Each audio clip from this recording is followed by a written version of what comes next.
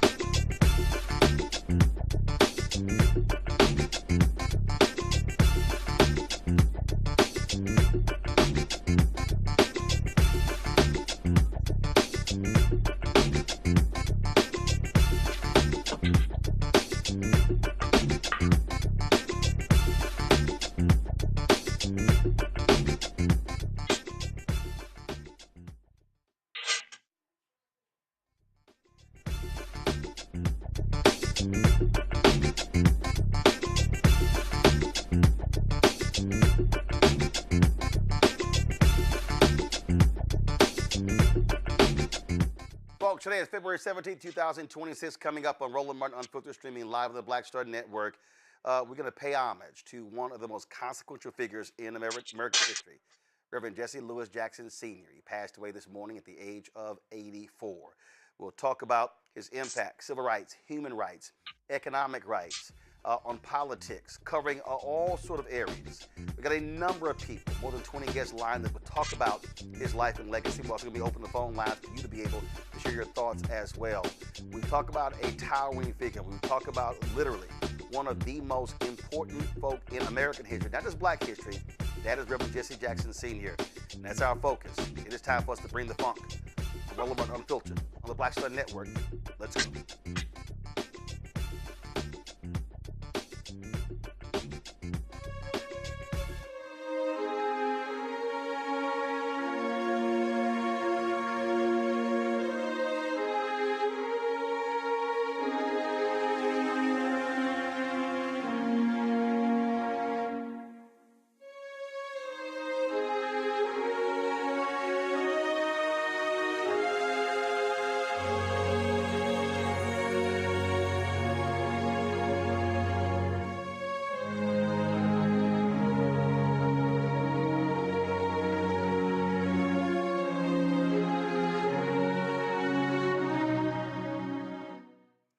Folks, around 4 a.m. This morning, word came out, 4 a.m. Eastern, that Reverend Jesse Jackson Sr. had passed away. In November, many of us went to Chicago to sit at his bedside because doctors were saying that his body was shutting down. But to their surprise, he kept going, got better, was released from the hospital about a week later. But this morning, it all came to an end. A consequential life, someone born in South Carolina, poor, rises to the greatest heights in this country, runs for president twice, leads a civil rights organization, advisor, counselor to numerous presidents, world leaders. That's who this man was. For the next 3 hours, we're going to talk about who he was, what he meant to so many people in this country and in this world. Let's start with Congresswoman Maxine Waters of California. She's known Reverend Jackson for quite some time. Many people might remember the huge stacks concert rally that took place in Los Angeles at the Coliseum there. Congresswoman Waters, it is very difficult to sum up, to put this man's life in words. It is very difficult, and despite the fact that we knew he was getting weaker, and we knew that perhaps the time was near, to have it announced today still is extraordinarily painful. Jesse Jackson was a national figure. He was an international figure. And, you know, without a lot of people understanding it, we counted on him to keep the civil rights movement going and to protect the civil rights movement and all of the gains that had been made. And of course, he gave his life to all of this. He was articulate, he was brilliant, he was truly a leader that changed not only the Democratic Party, he changed America. He dared to run to be the president of the United States of America. And he was no joke. He did well in the primaries. I've looked up some of the information today. He finished third in 1984 Democratic primary, but with a remarkable strong showing, taking 18% of all primary votes. 1988, he did even better, winning nearly 7 million votes in 11 contests and sweeping the South during the primary season. He won the South Carolina caucuses and the Super Tuesday states of Alabama, Georgia, Louisiana, Mississippi, and Virginia. So he was serious. He was taken serious. For the first time, Black people had somebody that they believed in, truly believed in. They loved and worshiped and honored him so very much. And so his legacy is unmatched. And he was my dear friend. In 1984, I traveled on the road with him for 6 weeks straight. And boy, did I learn a lot. I learned a lot about strategy. I learned a lot about how the presidential campaigns were run. And of course, he inspired me. He motivated me. He taught me. And when I ran for office, I used many of the strategies that I had learned with Jesse Jackson.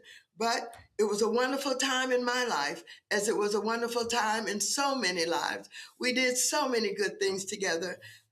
When the hurricane hit down in Louisiana, we went down there and we got on a bus with Cleo Fields. We picked up people on the street and we took them to sanctuaries and safe places, et cetera, et cetera. It's so much of my life was done in a way that I became who I am today because of Jesse Jackson. I loved him, I cherished him, and there's no one else like Jesse Jackson. Never, ever have lived, as far as I'm concerned, or who has passed. Jesse Jackson was everything for me and really for this country. Congresswoman Yvette Clarke, chair of the Congressional Black Caucus, Congresswoman from New York City, also joins us. And I don't think there's probably a member of the CBC, probably since its founding to present day, who he could not call at a moment's notice and get them on the phone. And he was known for calling the folk at any time of the night or the day when he felt like talking about public policy, including us journalists. Yeah, absolutely. You're absolutely correct about that, Roland. I feel where my sister, Representative Maxine Waters, is coming from. I've witnessed them together, and I know that there was a strong bond there. I'm expressing my condolences on behalf of the people of the 9th District of New York, members of the Congressional Black Caucus, and the Clarke family, quite frankly, because Reverend Jackson and my mom were very close. I was able to sort of tag along, and I received the benefit of their relationship as a member of Congress. Jesse Jackson was larger than life. For over close to 8 decades, he dedicated his life to his people, to public service, to this nation. And Representative Maxine Waters was correct. He is one of a kind. He is an icon. I think that we all owe him a debt of gratitude, every single American, for his sacrifice and that of his family. I really want to extend my condolences of serving with Jonathan, now a prominent member of the Congressional Black Caucus, have served previously with Jesse Jackson Jr., who was also a member of the Congressional Black Caucus, and Santia, his sister. The whole family has touched my life personally, and I have been there for Reverend as he went about serving so many people across this country. It's quite remarkable life that he has led, and I've been a beneficiary of all of his work, going back to the civil rights movement to the present day. Congresswoman Waters, I think one of the things that bothered me is that we might be at events, we might be somewhere. Ben Crump is coming up soon, and I remember there was an awards event that was in Los Angeles, and Reverend Jackson was in the audience. And it was mentioned that he was here. He was there, and people applauded. And when I went up to get my award, I actually was pissed off. And this has happened a number of times because I did not like how he was received. And I think part of that is because Reverend was so ubiquitous in the lives of black people, and he was always somewhere that I think a lot of times we just took for granted when he was in our presence. And I said then, and I always said it, I said, no, we are going to properly clap, salute, stand up, and give him his flowers. I said, because he's earned that, but that goes to show you that he was just always somewhere. He could be talking to a mother in Alabama who had an issue, and you turn on the evening news, and he's sitting with the Pope at the Vatican. And so to be able to go literally anywhere, I said it that Reverend Jackson could show up to the Super Bowl, no credentials, and you look up and he on the field. People, I don't think people really understand when this, and you saw it up close, when this man went places, how he was received by the people. Well, I had an instance, somewhat what you described with a particular event, and I won't say where it was now because I don't want to embarrass the people, but I was a little bit pissed off and upset that he was not received in the way that he should have been received, announced in the way that he should have been announced. However, what was so precious about him was the fact that you kind of alluded to, he could be with the Pope at 1 minute and with, a worker, a laborer, another minute. At one point in time, when I brought him to Los Angeles, we went to the public housing projects, and the young people there were thrilled with him. And they asked him to stay all night. And guess what? He did it. He stayed all night. And when you go to Nickerson Garden housing projects in Los Angeles, they will point to where Jesse Jackson slept, where Jesse Jackson stayed all night. Well, that's unusual for someone running for the presidency of the United States to be in a public housing project and being received that way. But he was a man of the people and for the people. And so, yes, he was honored by, kings and queens and, heads of governments all over the world. And you're right, somehow, because he belonged so much to us, there are many people that think of him as the guy next door, that I know him. He was on my street. He was at my supermarket. He was, and so oftentimes that would happen where there might be a place that he would go and he would be treated just like one of the average people in the audience. I didn't like it. You didn't like it. But we know because we knew him and we knew how he felt being a part of the people and being with the people in a real way, not some phony, I'm your idol, I'm your, one to look up to and all of that. None of that. And so, I mean, I recognize, maybe as you recognize now, that some saw him as the guy next door, the guy down the street, the guy we know already, and somehow they don't have to treat him in such a way. If I can quickly, let me tell you, we were in New York. And of course, the sidewalks and the streets were full. And the Secret Service was trying to keep people on the sidewalk and off the street. But they just filled the street. And one man was so excited, and he was, his body was almost contorted as he tried to jump out there and reach for Jesse Jackson. And the Secret Service pulled out the AK-47 and pointed at him. I said, please don't shoot him. He just loves Jesse Jackson, because they had never seen anything like that before. But I was with him. I saw it. I felt it. I knew what that man was feeling. And so it was an experience that I'll never forget. And many people who saw it will never forget. But that was our Jesse Jackson. And he, again, was not only national, but international. And I'm sure today there may be some talk about him going to Syria to rescue, I believe it's one of our soldiers that he was on. Who was that, Roland? Yeah, that was 1985. Lieutenant Goodman. Yeah. Lieutenant Goodman. Yeah, it was Lieutenant Goodman, 1985. He brought a black delegation with him there, and got it done. And President Reagan had to receive him at the White House with Lieutenant Goodman and give Reverend Jackson his credit. And of course, he brought back folk from Cuba and from other countries as well. Congresswoman Clarke, my last one for you. You and Congresswoman Waters saw this up close. People really do not understand the sheer brilliance of this man. The ability to be able to recite facts and figures, the ability to connect public policy and the dots, who can take it from 30, 40 years ago to present day, understanding the voting rolls in this state, in that state, and others. And that's something else that I think people have to understand.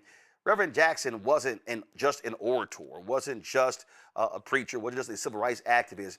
He was one of the most brilliant political tacticians that we've ever seen. Right. That's right. Absolutely. Absolutely. He was also a policy man. You know, I think that because he was able to break down his lived experience into a way in which we could all connect. We could all live vicariously through what he was saying, because it connected to the way that we were living our lives. And the dreams and desires. I mean, the whole keep hope alive. It was not just a saying, it was a way of being. And with him are a lot of hopes. And he understood the power of that and did everything that he could to manifest for people that level of political power. Yep. That enables that. That enables that. And we're all just, I'm celebrating Reverend's life today. That's right. He lived to be 85 years old. And for all of my lifetime, this man had dedicated his life, literally, working up until the last minute. I know that he was telling his staff things that he wanted to see done, and so I just celebrate his life. I mourn with the family, because I know what it is to take all of this in. I mean, my phone hasn't stopped ringing. The text messages and the chats haven't stopped. So I know they must be receiving a lot of incoming as well. And it's heavy.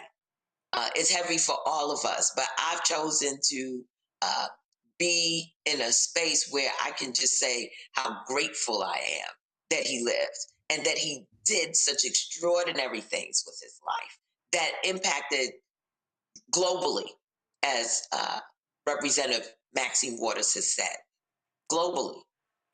Congresswoman Yvette Clarke, Congresswoman Maxine Waters, we appreciate y'all joining us for this celebration of the life and legacy of Reverend Jesse Jackson Sr. Thank you so much for having us, Roland, and thank you so much for putting together this opportunity for us to have this discussion.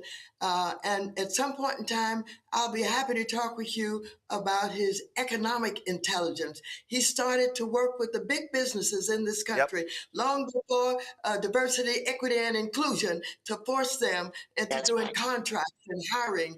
And we need to have people know about what he did with that. Not just that, also what happened in Silicon Valley. So we're going to be, trust me, we're going to be doing daily tributes leading up to his homegoing service. And so we'll be definitely talking about that stuff as well. Well, thank you so very much. I'm so pleased you're able to do this. This is like no other station, no other TV station, no other anything can do what you're doing. And you do it because you know what the Black people and people who don't get the benefit of the real thing on some of the major medias, that you can do it for us. And I appreciate it so much. I appreciate it. Thank you so very much. Thanks a lot. Folks, that's Congresswoman Yvette Clarke. All I can say is ditto. I appreciate it. Thank you for having me. Thank you very much. Folks, let's turn to somebody who knew him well, civil rights attorney Ben Crump. Not only were they fighters in the area of civil rights, they also both, your camera's fine, Ben. Tell them you're fine. You're fine. Tell them you're fine. There we go. Yes, sir. They all, both of them are also members of that youth group, Omega Psi Phi. It's all y'all got it's all good. So let me know when y'all have it. So Ben, every time Reverend and I would get together, he would always throw up the hooks. I would always throw the alpha sign. Y'all should have there's a lot of photos. Y'all let me know when y'all have it. We always joked about it. And the Omegas put out a video. We're gonna play it. We're gonna play it on the show as well. But just share your thoughts and reflections on the loss of this Titan. It's what you said. He's a Titan. I hear you just fine. How are you? For most of my life and many people who are in that 50-something age range, he was always the standard bearer for civil rights in the United States of America. And on so many of the cases, he was always present. And that was what was incredible for me as a young civil rights lawyer, to see that this man who had climbed the highest heights would come and show up for the least of thee, Roland. And I never forget some of the lessons he taught me. I mean, we working on a hard case, and Reverend Jackson said, you know, Attorney Crump, he said, I want you to remember, you don't drown because the water is deep. You drown because you stop kicking. He said, Ben, don't ever stop kicking, whatever you do. And I never forgot that. Even when we're in tough situations now, I think about we just got to keep kicking. Yeah, absolutely. And when we talk about, when we talk about who he showed up for, there were so many places, Ben, public housing, rural communities, east, west, north, south, it did not matter. You never knew when Reverend Jackson would pop up to bring the cameras with him to put a light on a critical issue impacting not just black folk, but poor folks, working folks. Yeah. He was dealing with way before a bunch of these white politicians. He was in Iowa with farmers. He was with white broke folks and with Willie Nelson in Appalachia in West Virginia. Yeah. And Roland, I just won this Emmy Award for doing this documentary called How to Sue the Klan. And when we're doing the research on these 5 black women that were shot by the Ku Klux Klan in 1982 in Chattanooga, Tennessee, who do we see on the newsreel that came to stand with those black women? It was Reverend Jesse Jackson. I didn't see any other national civil rights leaders or anybody else, but Reverend Jackson came. He always was showing up, and I think that has influenced many of us. I know you always show up, Roland. People like Reverend Al, I mean, Jesse Jackson was that example for us. And I just think about all the wisdom he imparted. Another thing he said, Roland, he said, and making the arguments for diversity, equity, and inclusion, he said the argument they would always put forth against blacks and Hispanic baseball players integrating Major League Baseball before Jackie Robinson broke the color barrier. He said they would say if we let them play, it would bring down the quality of baseball in major leagues. And Reverend Jackson said, we didn't know how good baseball could be until we let everybody play. And he would follow that up. We don't know how good America can be until we get everybody a seat at the table. That was Jesse Jackson, along with Keep Hope Alive and I Am Somebody. Absolutely. So he inspired so many. And I can tell you, Ben, there were numerous people, lawyers, activists, folk who called upon Reverend. His phone was always ringing. Can you come here? Can you come there? He spent a lot of time away from his family. But this is who he was. I mean, this was the life he committed himself. And in fact, anybody who reads Barbara Reynolds' book on him and other books, I mean, he often, just like Dr. King, checked himself into hospitals because he worked himself to exhaustion. And here he was in the hospital, exhausted, still working. And that's just simply who he was at all times. Yeah, and Roland, I'll say this before they pull me away. Sonia Massey case, the case we were working on just months ago, where the sister was shot in her face after she said, I rebuke you in the name of Jesus, and the police shot her. Rev was in a wheelchair, and he was just whispering, but he was at that church in Chicago saying, we got to get justice. We got to get justice. Well, that is my last thing I heard from him. The Ahmaud Arbery trial, that was a march. Yeah. And you were there. Barbara Arwine was there. We're going to take her in a second. And we got the video. Reverend, they wanted him to stay in the car. Reverend insisted on getting out. It was difficult for him to walk. This is the video right here. We were live streaming this march.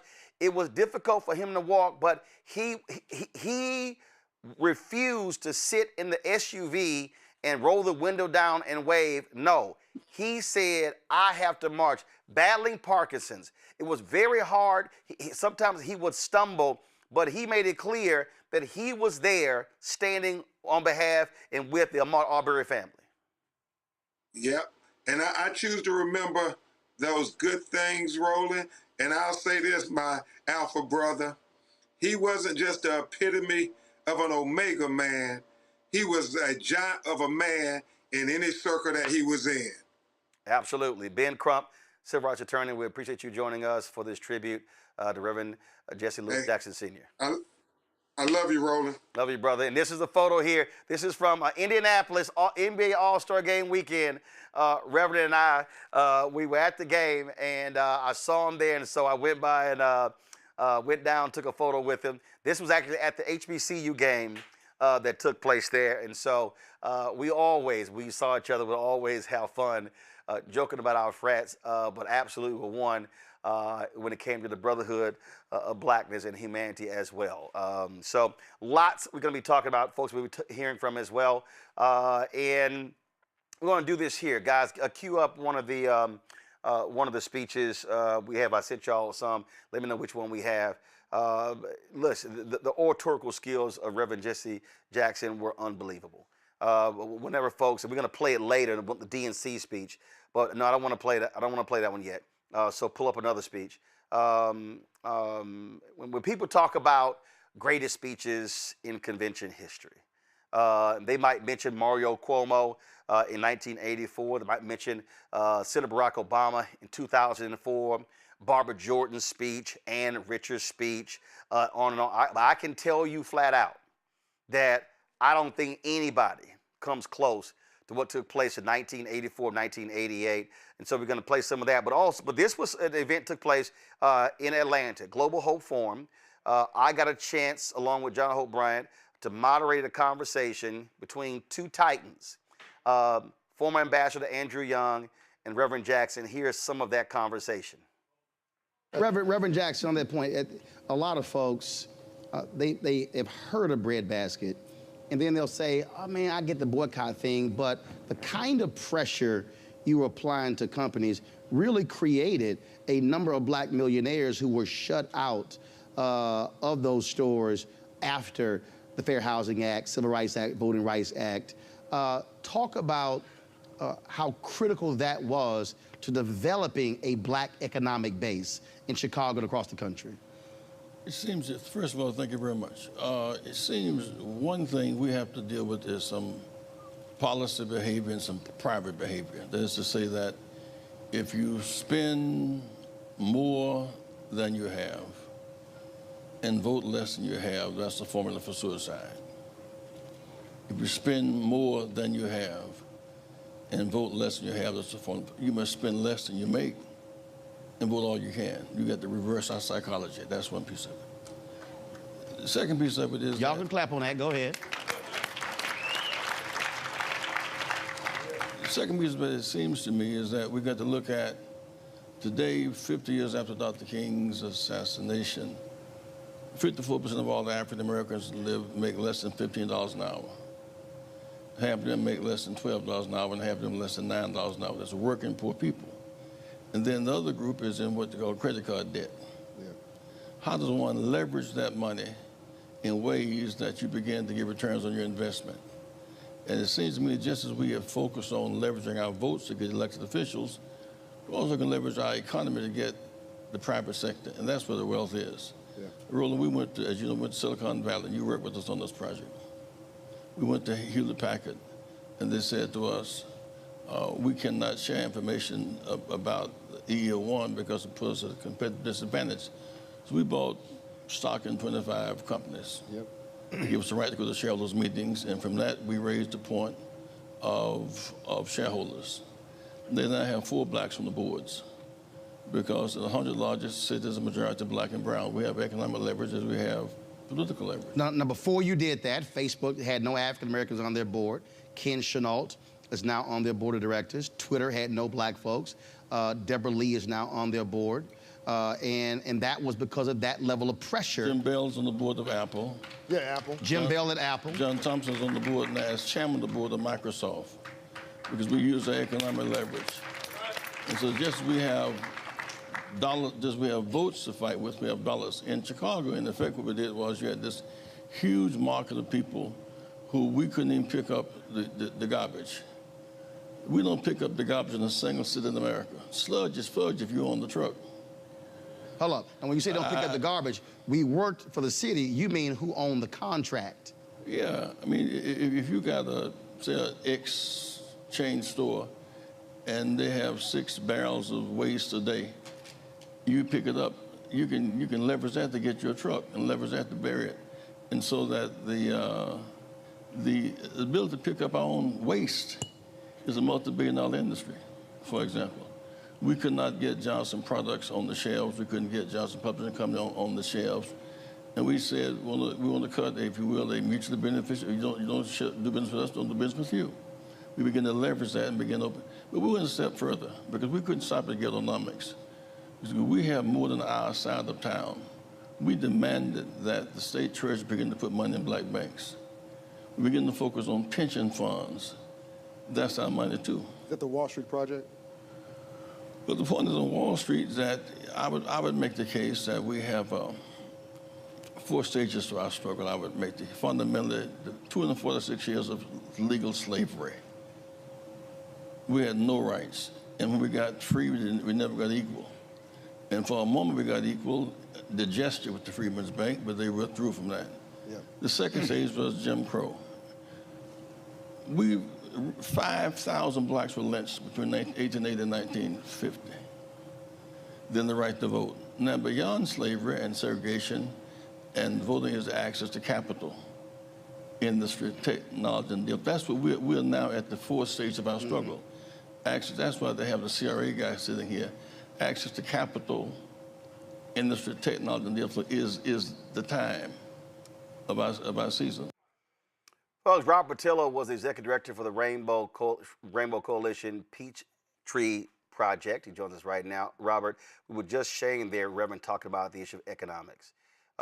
And just like I believe, too many of us really undervalue what Dr. King did on the issue of economics.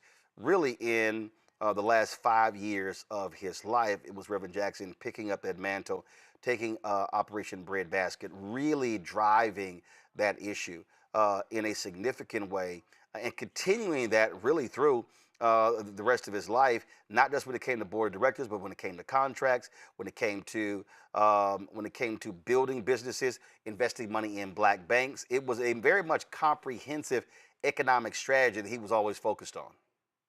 You're absolutely right. And if you want to think about the first things that Donald Trump decided to attack during his second term, he decided to attack the direct legacy of Reverend Jesse L. Jackson. And that cannot be subtracted, because we're going to continue to see more and more conservatives coming out and saying how much they loved Reverend Jackson. Donald Trump made a post about it earlier today. And what they're going to start doing is perverting that legacy, making that legacy being used for their own purposes, and try to ignore the fact that everything they're doing right now, you can essentially say that Project 2025 was a blueprint to undo the living legacy of Reverend Jackson. If you want to look at FAA employees and getting black folks into those control towers to be air traffic controllers, that was the work of Reverend Jackson. In addition to working to diversify boards of directors, he was the one pushing through legislation that mandated the federal government to contract with minority corporations, to really put in place the rubric saying that you need to have a diversity, equity, and inclusion officer in your major organization, to bring in diverse talent, to not just simply say passively, we're going to stop discriminating, but to actively and affirmatively go out and bring in that talent. Much of the black middle class and upper class that we see today is built off of that legacy directly. We cannot forget that, because we're already seeing others swimming around and chomping at the bit. In the same way they decided they're going to adopt Dr. King and then pervert his legacy to be one simply saying that you have to have a colorblind society, as opposed to saying that we need to be fighting for racial equality. The same way we're seeing them taking Malcolm X's legacy to say that, well, if you vote for Democrats, you're a chump, taking one point out of context. They're going to start taking Reverend Jackson's legacy out of context, and the people who know have to be the ones carrying that burden forward, because by the time you get done, they'll be telling the Donald Trump version of Jesse Jackson that he told earlier, just a week after posting imagery of African Americans as being apes, trying to use as a cudgel to simply say that to apologize for their racism. We cannot let that happen. We cannot be the generation that drops the baton. Also found in the Transforming Justice Coalition. Barbara, there was a direct relationship, a direct correlation between the battle for economic rights and law. And so he understood you had to have the lawyers in the room in dealing with these companies so they can understand that dynamic. And again, I really think too often we sort of have this one-dimensional view of what Reverend Jesse Jackson Sr. was doing with Rainbow Push, with Operation Breadbasket, then Push, then Rainbow Push. But it really was a multi-pronged strategy to get at the heart of this capitalistic society to make sure that it benefited black people. Absolutely. And he really had a major vision. I mean, he saw issues in an interdependent, interconnected way that very few people can do it. I mean, he had a multidimensional perspective, and that made him so good on the international and the national stage. But at the same time, he was gifted. As we talked about his oratory, he was gifted in the fact that he could code switch before that word was even understood, that terminology. He could speak to people at the plainest levels, and he could speak at the highest levels. He was just amazing when you think about his scope, when you think about his impact, when you think about his determination, his boldness, his courage. I mean, he was such a giant in so many ways, and there's very few, just very few, who can match him. He was a major leader, and he is irreplaceable in some respects. But at the same time, I think the most important part of his legacy is what we do with it. You know, do we just sit back, read, and listen to speeches, or do we get out there and do it? You know, I'm so happy that people are right now on the ground in Houston, Texas, getting out that vote, because anybody who knows him, the one thing that hurt him to his heart was an unregistered Black voter who was eligible to vote and did not seek to register. And the second thing that hurt him was the voters who were registered but did not turn out to vote. Those were to him almost the sins that really drove his, his nightmares. And I'm just glad that right now, as early voting has started in Texas, as you know, that not only is the Transformative Justice Coalition there, Black Voters Matters is there, SEIU, Legal Women Voters, so many groups are there doing that work. That's what he wanted. That's how we recognize him. And it's not just, the actions, but we also need to emulate his values, his broad love of humanity. I mean, he did not have a people that he did not love. He loved youth. He loved to make sure that women were, given equality. There was just so much about his vision that we need to really lift up in a more detailed, conference and then action work. I just think he's amazing, and I'm so grateful to God that I lived in a time when he walked, when he lived, when he breathed, when he would love on me and all of you who are listening. That's who he was. Robert, Maynard Jackson's grandfather taught him the 3 B's: the ballot, the book, and the buck. And anyone who actually followed Reverend Jackson's life and career, he also emphasized those 3 things, and especially when it came to the ballot and the buck, understanding that when you talk about economics, that was a political component to it. We saw that lived out through Hatcher, through Stokes, through Coleman Young, through Maynard Jackson, through Andrew Young, through a litany of Atlanta mayors, through Marion Barry, so many others. And so that was also, so when Barbara talks about the power of the vote, he understood that when Black folks did not register and did not vote, we were leaving out our economic power, but also our power to impact public policy. When Ferguson went down, he was on the corner talking to a group of young men who were pissed off and angry and ready to go crazy with what happened to Michael Brown. And he asked them, do y'all want to see the cop that killed Michael Brown? Do you want to see him charged? Do you want to see him go to jail? They said, yes. He said, are you registered? They said, no. He said, you do know that you can't even be on the jury because you're not a registered voter. So here they were, wanting to seek justice, but because they weren't even registered to vote, they could have no part in that justice. And he was reminding them why registering to vote is important. I think that's a crucial point, because the way that Reverend Jackson saw voting, he saw the vote almost as a currency. And this is why in the 84 and the 88 campaign, he realized that he had to bring his own voters. He essentially created the modern get out the vote methodology. When he would go to a town and he would go to the church, he would go to the school, he would go to the community center, he would register those voters. And then when he's able to go to the DNC with 2 million of his own voters, well, guess what? Now you got to listen to me. Now it's not just have a seat at the table. Now I have a voice at the table. Now I'm going to be served as a diner at that table because I'm bringing my own currency with me, which are my voters. And if you look at even what the national parties are doing right now, what Talking Points USA and Elon Musk did last in 2024 to get out the vote for Trump is literally following the same playbook the Reverend Jackson put in place nearly 40 years ago when it comes to going in, finding the grassroots, and getting those people motivated. The reason those corporations had to listen to Reverend Jackson wasn't just that he had bought shares in those corporations.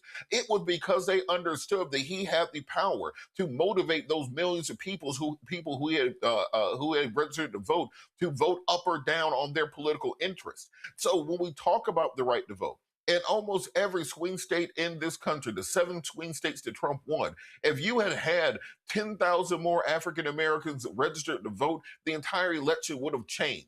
If you could have changed the entire outlook of American and world history just by registering more people who believe in your side of the aisle to get out there and vote and be motivated. So when we're going into this political situation we are right now, Look, right now, the SAVE Act is matriculating its way through Congress, which will be a national voter ID program. It would be the most far-reaching voter suppression law put in place in American history. It would strip local jurisdictions the ability to determine how they count and cast votes and is antithetical to our constitutional system and should be struck down by the courts. That is working its way through Congress right now. And anyone who says they support Reverend Jackson and they believe in him cannot support that form of legislation. It has to be rule number one that we stop that from passing, because that's how they plan to steal the 2026 election. If you're looking at what's going to happen to us going forward, if we allow these Trump cuts to diversity, equity, and inclusion programs, these cuts to Black workers in the federal government, these cuts to programs that have minority contracting, if we allow that to happen, then we're going to be put back in a position worse than we were in 1964, because it'll take us another century to claw out of that. So when you want to honor the legacy of Reverend Jackson, in lieu of flowers, vote. In lieu of thoughts and prayers, vote. In lieu of Facebook posts about this, register some other people to get out there and vote. We have to vote like our lives depend on it, because our ancestors went to the grave fighting for us to have the rights and the opportunities we have today, and I refuse to be the generation that lets that fall to the wayside. Rob Patillo, Barbara Unwine. And Barbara, I do want to give you, I mentioned Ahmaud Arbery when we were out there. Again, when folks were marching, this was before it went to the jury for them to decide. Reverend Jackson wanted to be out there, and he was out there, and he was adamant about marching. This right here, we were live streaming this march, and that's him right there. Barbara? Yes. Can you hear me? Yeah, go ahead. Okay, I want people to understand that he came several times to Brunswick to be there to advocate for justice for Ahmaud Arbery, 100% justice. And one thing that people don't understand is that he came especially when the white lawyer representing the defendant said that they didn't want any of these Black pastors like Reverend Jackson coming to his church, coming to the courthouse, and that they didn't want him coming in there and disrupting the process. Reverend Jackson, because he was bold, because he was courageous, he didn't say, okay, I guess I'm going to have to stay back because these Ku Klux Klaner type people don't want me there. He said, I'm coming. He said, not only am I coming, I'm bringing other pastors with me. He is just that bold. I mean, that's what was unique about him. There's been excellent orators in our history. There's been amazing intellectuals in our history. There's been amazing activists, but he had a boldness of vision, bad enough to say, I will go across the seas and bring home hostages, and despite these threats that I'm going to somehow be persecuted for engaging in foreign policy, well, I'm going to do it anyway. And he did it. And what did they do? They had to say, you can't argue with success. I mean, this is the man that I want people to take in their hearts, to understand that he had that kind of love, that he would fight for people, and that he would go into the most unknown hamlets, little towns, little communities, and fight like he was on national television. I love that about him. I will, and I had to, just go back to one thing, that I said about him earlier today, is he was very lawyerly. I mean, he knew more about the law than most lawyers knew. And because he understood not only the fine-tuned, specifics of the law, he also knew the spirit of the law, and he knew how to blend those. It's no accident that Malcolm X said he would have been a lawyer. It's no accident that Reverend Jackson, took that religious, spiritual foundation and blended it with his intellectual foundation, blended it with his organizing foundation, and blended it with his legal understanding. And he absolutely, when he needed doctors, he got the doctors. When he needed accountants, he got the accountants. When he needed people in those boardrooms, he got them in the boardrooms. Don't forget, everybody, that he also got a whole lot of powerful Black folks into cabinets, presidential cabinets. When you think about Alexis Herman and so many others, don't just forget that he seeded the entire structure of our political machinations in this country. I just want everyone to understand that we had the blessing of a real soldier, a real leader in our midst in our times. Indeed, indeed. Barbara Arnwine, Robert Patillo, we certainly appreciate it. Thanks a lot. Folks, in the studio with me right now, to my left, Rebecca Carruthers, President and CEO of Fair Elections Center. We have, of course, Michael Brown, former chair at DNC Finance Committee, Dr. Avis Jones-DeWeaver, author, co-founder, editor-in-chief, Max Black's Media, Dr. Julianne Mavo, President Emerita, Bennett College, also President Push Excel Board, Melanie Campbell, President CEO, National Coalition on Black Civic Participation. We also have seated next to her, Kelly Bethea, communications strategist, Dr. Greg Carr, Department of Afro-American Studies, Howard University, Mustafa Santiago Ali, former senior advisor for environmental justice at the EPA, Randy Bryant, entrepreneur, author, speaker. We also have Lauren Victoria Burke, owner of Black Virginia News. Michael, I want to start with you. What Barbara was just talking about, that political infrastructure. What a lot of folk really don't understand is that that 1988 run, when folks saw what Reverend Jackson won in '84, then what he won in '88, coming in second in 1988, a lot of folks felt that he did not get proper due. What happens, Dukakis becomes a nominee, the deal is brokered, your dad becomes chair of the Democratic National Committee, Ron Brown, Dr. Ron Walters, Reverend Jackson, they literally changed the rules of the party. When it came to superdelegates, when it came to winner take all, to proportional. And I remind people, the numbers are the numbers. If the old rules were in place 20 years later, there is no President Barack Obama. If you look at the 2008 race, Hillary Clinton won the big states. She won California. She won Texas. She won Pennsylvania. She won Ohio. And that old system, had it been in place, she walks away with the nomination. She locks up superdelegates. She's a nominee. And that a lot of folk, a lot of these national media people want to act like that never existed. But that was cataclysmic, changing the rules. And then what then happens with Reverend Jackson, your father, and others, they then also created what Barbara talked about, that black infrastructure in the Democratic National Committee that impacted DNC, DSCC, DCCC. Richard Shelby is not the senator from Alabama. Not Reverend Jackson putting those folks on the rolls. That is undeniable. Absolutely undeniable. Your history lesson was absolutely correct. And there were some in the weeds parts of that too. So in the, I guess, did you call it the old days, or I forgot what you called it. We just say back in the day. Okay, back in the day. They, the chair of the party would turn what was called turn over the keys right after the primary. Whoever the Democratic nominee was would literally turn over the keys to whoever the Democratic nominee. So you take over the whole DNC apparatus, the money, the volunteers, the lists, you name it. And back then, the DNC apparatus or the RNC was totally different today. Today is super PAC driven. Back then, the party literally ran the whole process. Correct. So what my father frankly did, he said, I'm changing the timing of when the chair it ends his chairmanship or her chairmanship.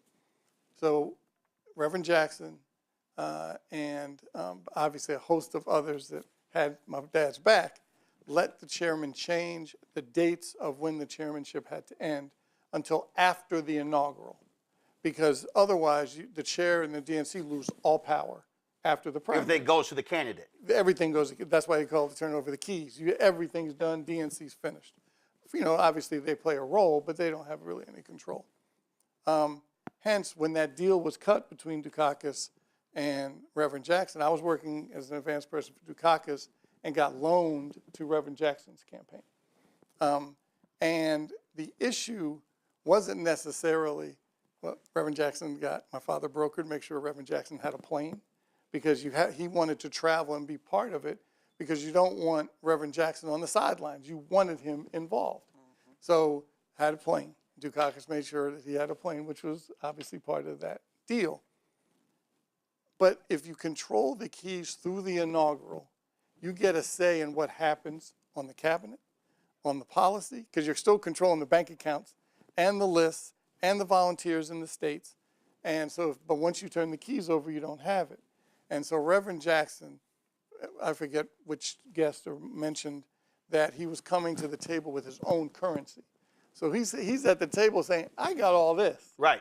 And if you all want a part of that, I need a say in it. And people have no idea. They have no idea, Julian, what the hell was going on. When Reverend went to that convention in Atlanta in '88, it was like he was a damn nominee. He had a bus. Reverend had a bus tour. That's right. He came in second, but he had a bus tour. He comes into Atlanta, into black-ass Atlanta, like he the king. You talk about T.I. saying he the king. King of the South. Reverend rose up in Atlanta like it's a coronation. And to Michael's point, what he said to the whole party, I got all these black votes, and I got all these progressive white votes. What we gonna do? And that was a real hardcore negotiation. And there were a lot of white folks in the party who were not happy that they had to kowtow to his demands, but he had the power and the leverage and the influence, and he maximized it. Absolutely. I mean, the '88 convention, I was at '84 as a delegate, in '88 as an alternate delegate, but also as a Jackson surrogate, which was kind of funny because he would send me someplace, they were looking for him, and they got me. And you could see their faces like, what the what is this? But he came in there bad and bold. As Arnwine said, the thing about Reverend Jackson is he was always bad and bold. And when I think about the economic underpinnings of his work, the fact is that he could go from the most micro to the most macro. In other words, my sister and he were very close. Bad joke, I won't tell it. Well, I might. When I went to see him in December, I said, the Malvo family sends regards. I said, James, Marianne, Mariette, Antoinette. He starts grinning when I say Antoinette. So, you know, I'm ticked. Because he used to get on my nerves by either calling me Suzanne, after my CNN cousin, or saying, oh, I love Antoinette. She's the nice Malvo. I'd be like, and I'm the one here working. But anyway, but he laughed with, you know, and he hit me when I rolled my eyes. I said, Reverend, and he was not well, but he hit me really hard with his good hand. Really hurt my feelings, but it really didn't hurt my feelings. I love Reverend Jackson so much. But when we look at, Antoinette assigned me when she was at Black MBA to follow him for a day and do a story on him for their magazine. He did everything from international affairs to children with eyeglasses in the same day. And I'm sitting there saying, how do I encapsulate that into an article? Mm-hmm. And the answer is he cared about people. He cared about economic justice, whether it was a child who didn't have eyeglasses to what was happening, you know, across the globe. I mean, he just cared. And one of the best things, you know, Roland, you mentioned that I am president of actually Push Excel, which is the educational arm for Rainbow. We have oratorical contests. Mm-hmm. And little children, they don't get to do their own speeches. They have to memorize somebody else's. Mm-hmm. Well, you want to see Reverend Jackson grin. Watch one of the children do one of his speeches. Yeah. And he'd just be sitting there beaming when the young'un would do one of his speeches. He loved children. I mean, he loved them so much. He would bump us off the program to get a kid the opportunity to speak because he just really believed in that. And it connected him to his own past of having to go to the library in South Carolina, mm-hmm. and they wouldn't let him have a book. And he didn't say, oh, woe is me. He started a movement. He was 15, 16, 17. So his roots are deep and strong, but the economic piece, of course, for me is the part that I glom into the most. Melody, when you look at, there are a bunch of people who have been involved in politics in the last 40 years who have no idea that they all came through Reverend Jackson. Right.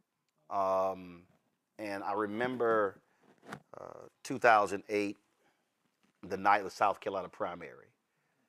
We're on CNN, and Obama wins South Carolina. Bill Bennett, former education secretary, which I'm about to tell you, clearly knows he didn't know shit about education. Hello. Says on CNN, Reverend Jackson winning South Carolina was Black history. Obama winning South Carolina is American history. And I remember I sat, and he was by satellite, so he wasn't in studio. Damn, Mike, you set up. Look at you. So I was mic'd up, and I was like, turn my microphone on. I was like, turn my microphone on. And so the floor director, he goes, hey guys, Roland said turn his microphone on. So they come to me, and I said, I can't let you sit here and say what you just said. And so I talked about the 2 million votes. I talked about the folk who ran. People don't realize 84 and 88 was a litany of Black people. North Carolina, South Carolina, Arkansas, Tennessee, Mississippi, Alabama, Florida, Texas, all throughout the South, who had never run for office, who became city council members, county commissioners, who became sheriffs, who became judges, state reps, state senators, all across the South. So I recite this. So then he decides to respond. I was like, turn my microphone back on. And I said, no. So then I mentioned Richard Shelby, elected United States Senator from Alabama, Democrat, because of those 2 million votes. I said, Don Brazile ain't campaign manager for Al Gore. I said in 2000, without working for Reverend Jackson's campaign. And then I said, Bill, I said, there's a little short white dude who we had never heard of. I said, named Paul Wellstone, who became United States Senator of Minnesota, and was Reverend Jackson's state director. That's right. I said, don't you dare limit that to Black history. I said, it's American history. He didn't respond after that. But that was the thing that people just they kept misunderstanding, and the work that he did with those broke white folks with Willie Nelson in West Virginia, and the farmers in Iowa. And so the platform, not only the people come through that system, but the issues that he laid out in 84, 88 really becomes the dominant theme of the Democratic Party 20 years later. He was 20, 25 years ahead of his time. He was discussing stuff none of them were talking about in 84 and 88. Well, I was a student when he ran the first time, and I was, in Atlanta when he won in 88. And I was also there in 92, and Bill Clinton benefited in 92, and Georgia went blue in 92 because of the work of Reverend Jackson. And so when when you said that, I jumped up because like, oh no, understand this. The politics, not just for Black folks, but the politics for the Democrats, the path he took. And for a lot of us, being a student, doing voter registration, seeing how he was able to organize and mobilize. He mobilized us. Abel Mabel Thomas, right? You remember Abel Mabel? Yes. We were all in school together. She was at Georgia State, I believe, at that time. Folks like that, they became elected officials because they worked on Reverend Jackson's campaign.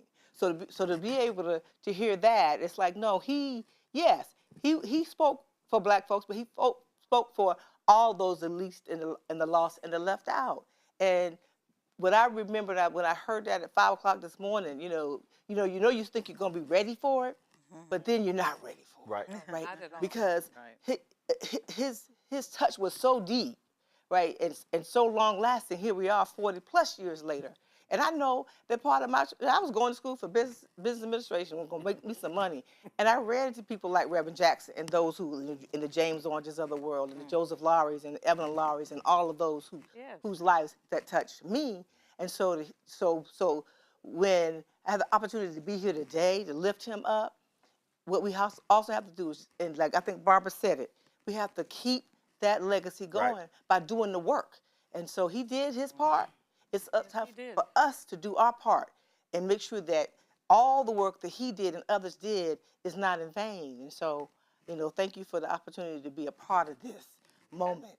I know it's not my turn, but I just want to say one thing quickly. I'm looking back at 84 and 88 and the young brothers who were in the room who were supporting Rev. And now many of them are state legislators. I'm looking at like a Rodney Ellis. I'm looking at Cleo Fields. Cleo Fields now in Congress, Rodney Ellis, County Commissioner in Harris County in Houston. And I'm just looking at them because I remember sitting in the room with them. And, you know, just they were growing and learning. And that's what Reverend did. He gave people, when you say keep hope alive, the hope was really about us being able to believe in a transformative nature of our participation. And what was exciting is when you go to the high schools, right? And how those kids just swarmed. Well, in fact, just swarmed in fact, right? Oprah posted something on Instagram. It said, Reverend, I am somebody. She said that Reverend spoke at her high school, and there was something he said. She said she eventually turned that into a poster and put that on her wall, and that's what drove her through high school and college, and she credited him for that. Greg, I'm reading Howard Bryan's book on Paul Robeson and Jackie Robinson, and J. Edgar Hoover called Paul Robeson the most dangerous man in America, the most dangerous black man in America. 2 decades later, he calls Dr. King the most dangerous black man in America. I dare say after 1984, in the Democratic Party, Reverend Jackson was the most dangerous black man in America. As they were finishing his speech in '84, as they were finishing the speech, white Democratic forces were meeting, and that meeting led to the DLC. Absolutely. That they saw what was coming. Sure. And they were meeting in San Francisco, and Reverend Jackson they felt was the greatest threat to the future of the Democratic Party because of his run in '84. And the DLC then gets started. Now, Bill Clinton ends up being the DLC candidate. That's right. In '92. Dukakis loses first of all, Mondale loses in '84. Dukakis loses in '88. '92, Clinton runs, but Clinton does not win. He might have been the DLC candidate, Democrat Leadership Council, which was this center right, whatever you want to call it. White national. They wanted to get away from social issues like that. But they were scared to death of the policies that Reverend Jackson was advocating. No question. I mean, the Jackson campaign, like you say, Melanie, I was a freshman at Tennessee State. Got involved in politics because of that campaign in '84. We went to see Jesse. He came to Vanderbilt. We went over there and he said, if the other candidates had my budget, they could not compete. If I had their budget, they could not compete. And everybody just starts hearing like, it's clear. But that's only 20 years after Fannie Lou Hamer took a jackhammer to the party in Atlantic City. Yep. '84 is only 12 years after Gary, where the threat of an independent black political party is so problematic. You got Coleman Young in there, the Michigan delegation threatening to walk out, and Amiri Baraka, stone cold black nationalists like Michigan. I got to come back. Queen Mother Moore talking about reparations. Who's at the podium? Jesse Louis Jackson with their dashiki and that afro as Coretta Scott King and Betty Shabazz sit on stage. That was the moment. Them white boys knew that they got to stop this. Democrats and Republicans are just delivery systems for our interests. Right. Like you said, Mike, I mean, the currency, what did Jesse say? He said voters are the currency in public affairs and consumers are the currency in private affairs. And he understood that nexus, as you say, sitting at the knee of King and then breadbasket and then, coming with push. But as you said, they were plotting on that since the 60s. We can't allow that to happen. Ms. Hamer and what Snick and what Ella Baker and all them did in that stand in '64 cracked the door a little bit. But in '84, never forget, we all watched it. You seeing Coretta Scott King sitting there in that hall, Rosa Parks sitting in that hall.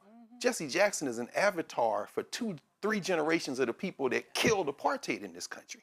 And now they're within a hair's breadth of capturing one of the two parties to make this thing go straight. You mentioned Paul Wellstone. Bernie Sanders was doing it in Vermont. Right. Bernie Sanders came out of the Rainbow Coalition. And the Rainbow Coalition itself wasn't political. That's Fred Hampton. That's the hillbillies on the north side of Chicago. And the Young Lords Party is founded in Chicago. That's the Rainbow Coalition. Jackson even takes that energy. So like you said, '84, what was it? Harold Washington ran for mayor in Right. '83. So That's when Jackson runs for mayor. So yeah. Lou Palmer and others, Yes. they were like, it's time for a black mayor in Chicago. That's right.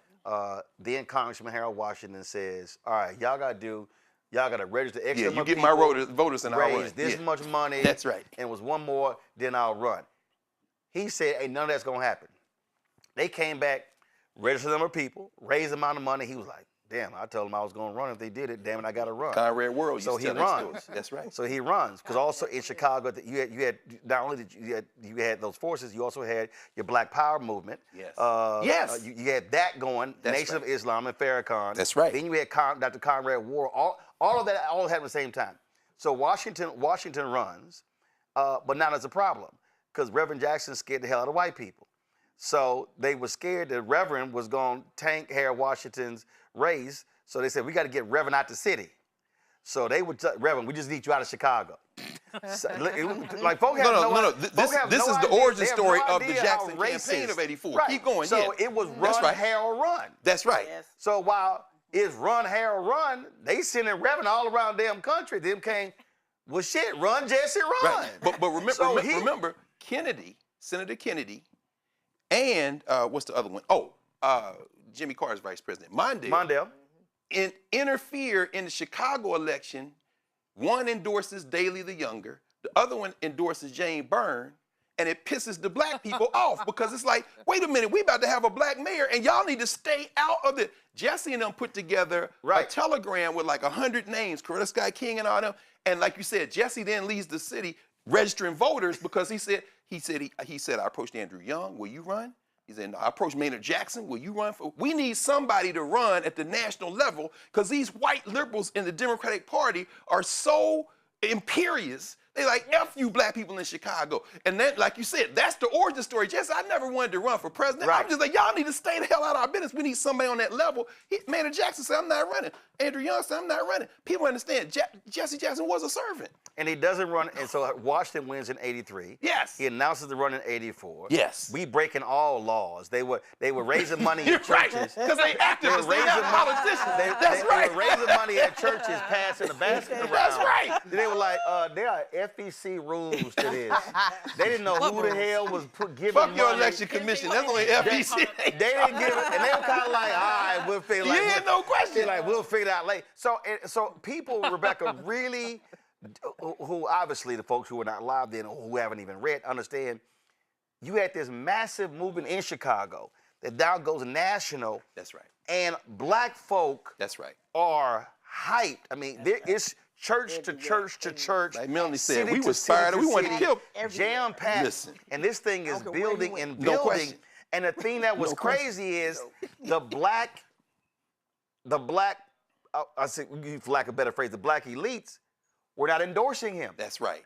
So you had, all of them were like, hey, listen, Mondale, Reverend was like, fine. But the people were with him, and the energy was insane. But most importantly, it was the agenda that he was speaking to. Nobody else is talking about apartheid. But Roland, before nobody else is talking about healthcare. Let me just make this point because you mentioned the DLC. '84 caught him sleeping. '88, and we remember this because we was all headed to. I was in law school. We were headed to Atlanta to destroy the Democratic Party. Like you said, Jackson is coming there, and when he gave up all the delegates, we didn't understand the math, but your pop did. But we were discerned because we got it. We got it. '88 was sort of like how they felt in '64. It's no question. Except we gonna take this. But here, what you raised though, Roland, is so very important. They decided at that point we would rather commit political suicide in this country than let these black people and these poor whites and these migrant workers and these coal miners capture one of the two parties. Remember, he had won Michigan. Yep, he's going to Illinois. That's in the books. Paul Simon drops out. These MFs, Biden, Clinton, they convinced Paul Simon to re-enter the race because he's the senator in Illinois to stop Jesse Jackson from winning Illinois. And as soon as it's over and Jackson doesn't win Illinois, Simon drops out of the race again. These white people destroyed the Democratic Party in 1988.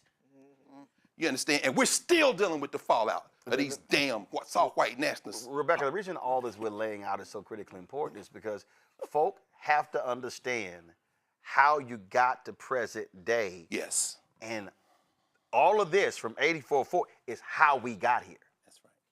So Reverend Jesse Jackson is who people think Bernie Sanders is. Thank you. When we think, and I'm gonna walk through this. Yeah, I want to hear Now that. we know Please walk. we know who Bernie is, but when you think of the credibility of Bernie, is he's a populist. He's about economic justice. He's about racial justice. He's about bringing various classes together. Bernie gets that reputation, but the person that actually did those things was Reverend Jackson. When you talk about healthcare, universal healthcare, when you talk about some of his policies, especially around the AIDS epidemic in '88, and actually speaking about that, and calling that out on the floor. When you talk about the economic policies that he espoused, when you talk about having those cross coalitions where you have poor white people, you have Black elites who weren't quite there, but you had working class Black folks. People give that to Bernie Sanders when Bernie Sanders hasn't done anything to deserve that. That's why I say Jesse Jackson Wasn't he Jackson's Rainbow Coalition campaign? Yeah, he was working on the campaign. Right. Right. So I don't think he would ever Right. deny that. Bernie has done not a damn thing, excuse my language, for racial economic justice. So when you say, I just have to push back on you on that, because Bernie, I mean, please, this is your classic white boy. No, she's saying the same thing. She said Bernie didn't do the work. Right, Bernie. But she first said. Okay. But my point is, she's saying y'all agree Bernie didn't do the work. Right. So what I'm saying is, so I'm an elder millennial. So for those who didn't experience Jesse in the way many in this room experienced Jesse, right, we're told that Bernie is those things. That's right. But it's Jesse who are those things. That's true. And so I'm speaking to that millennial and that Gen Z audience because they heard all these things about Bernie Sanders. And what I'm saying is, who you think Bernie Sanders is actually who Jesse Jackson was. Yeah. Absolutely. And so that's the statement that I want to say. And that's who Paul Wellstone was before he died in a plane crash. For sure.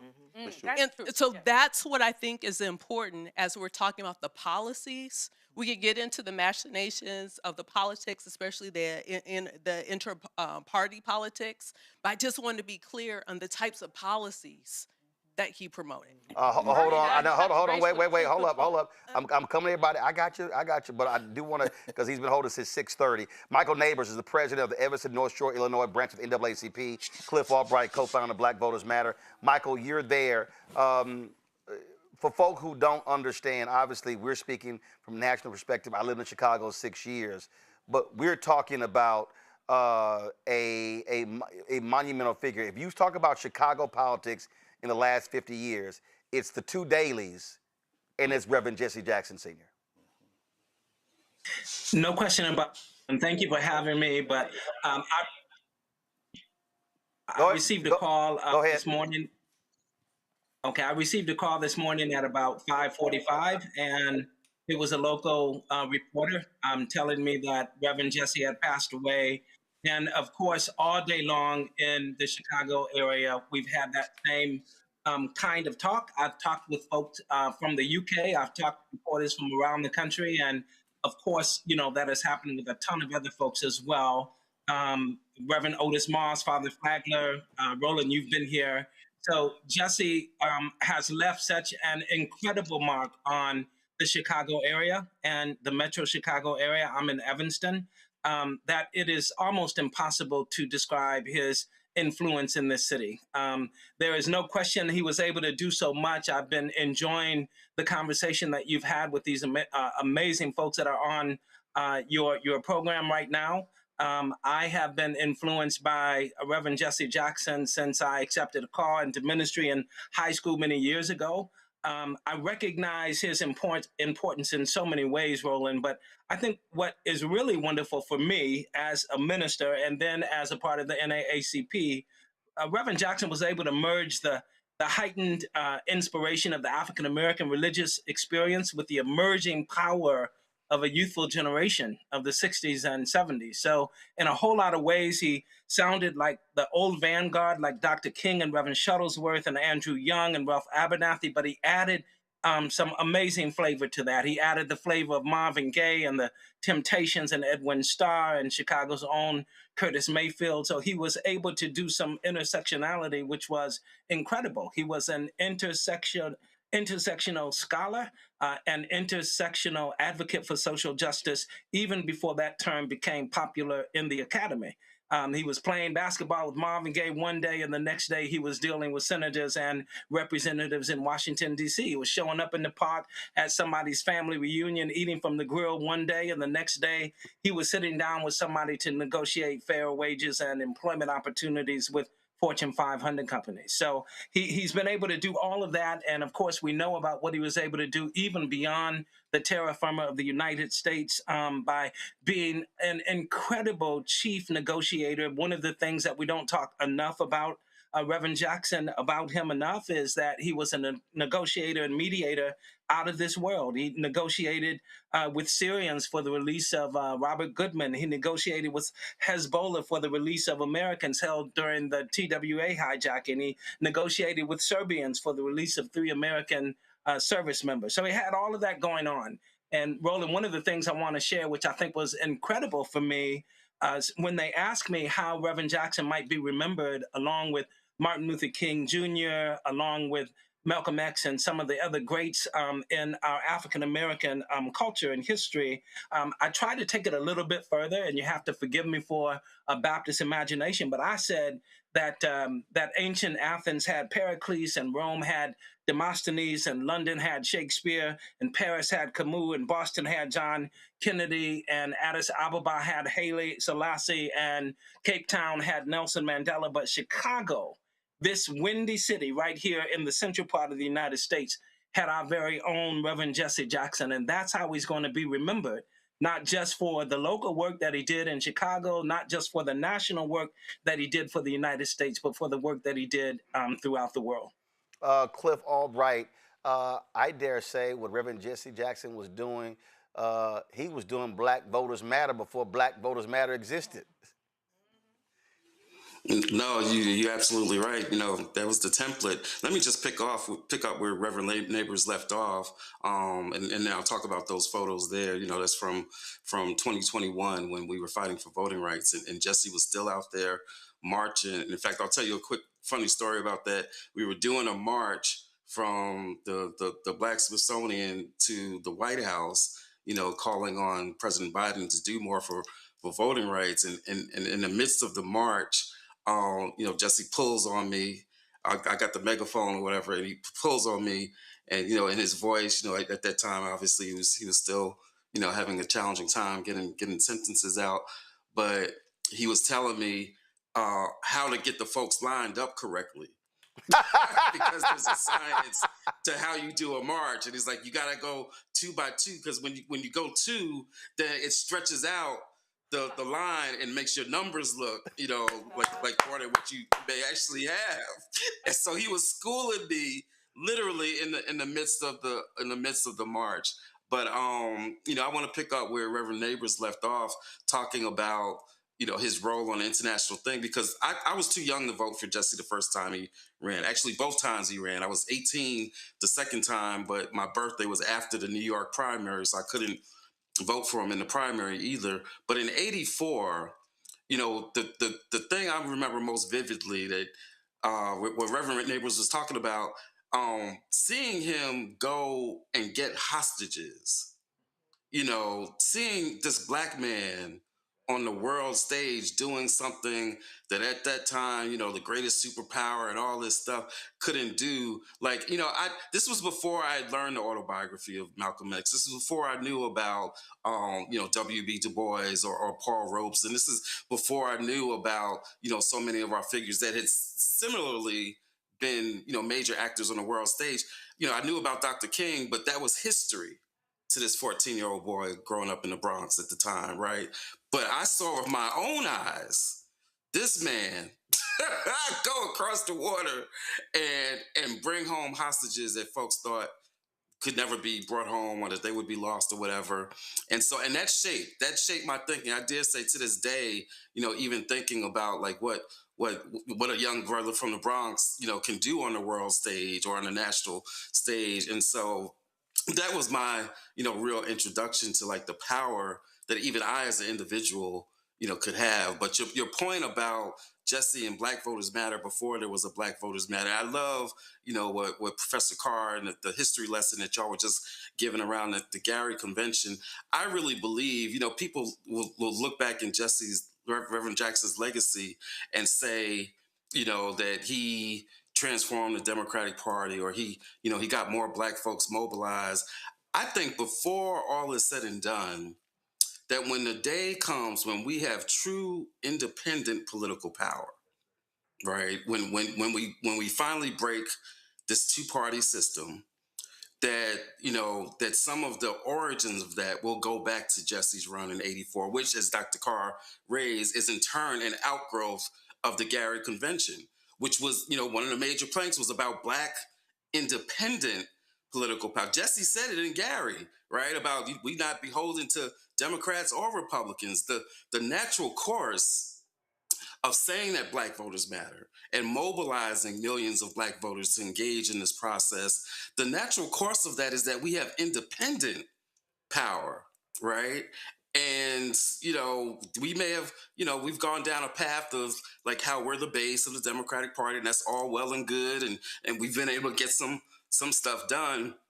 But I think that what time will tell is that the real origins, or at least one of the early stages, if not the origins, of the future independent power, electoral power, political power that Black folks will have when this two-party system ceases to exist, I think that we'll be able to trace the origins, or again, at least the early stages of that, to Jesse's runs. Indeed, indeed. Michael and Cliff, gentlemen, I'll ask you this, Michael, before we go.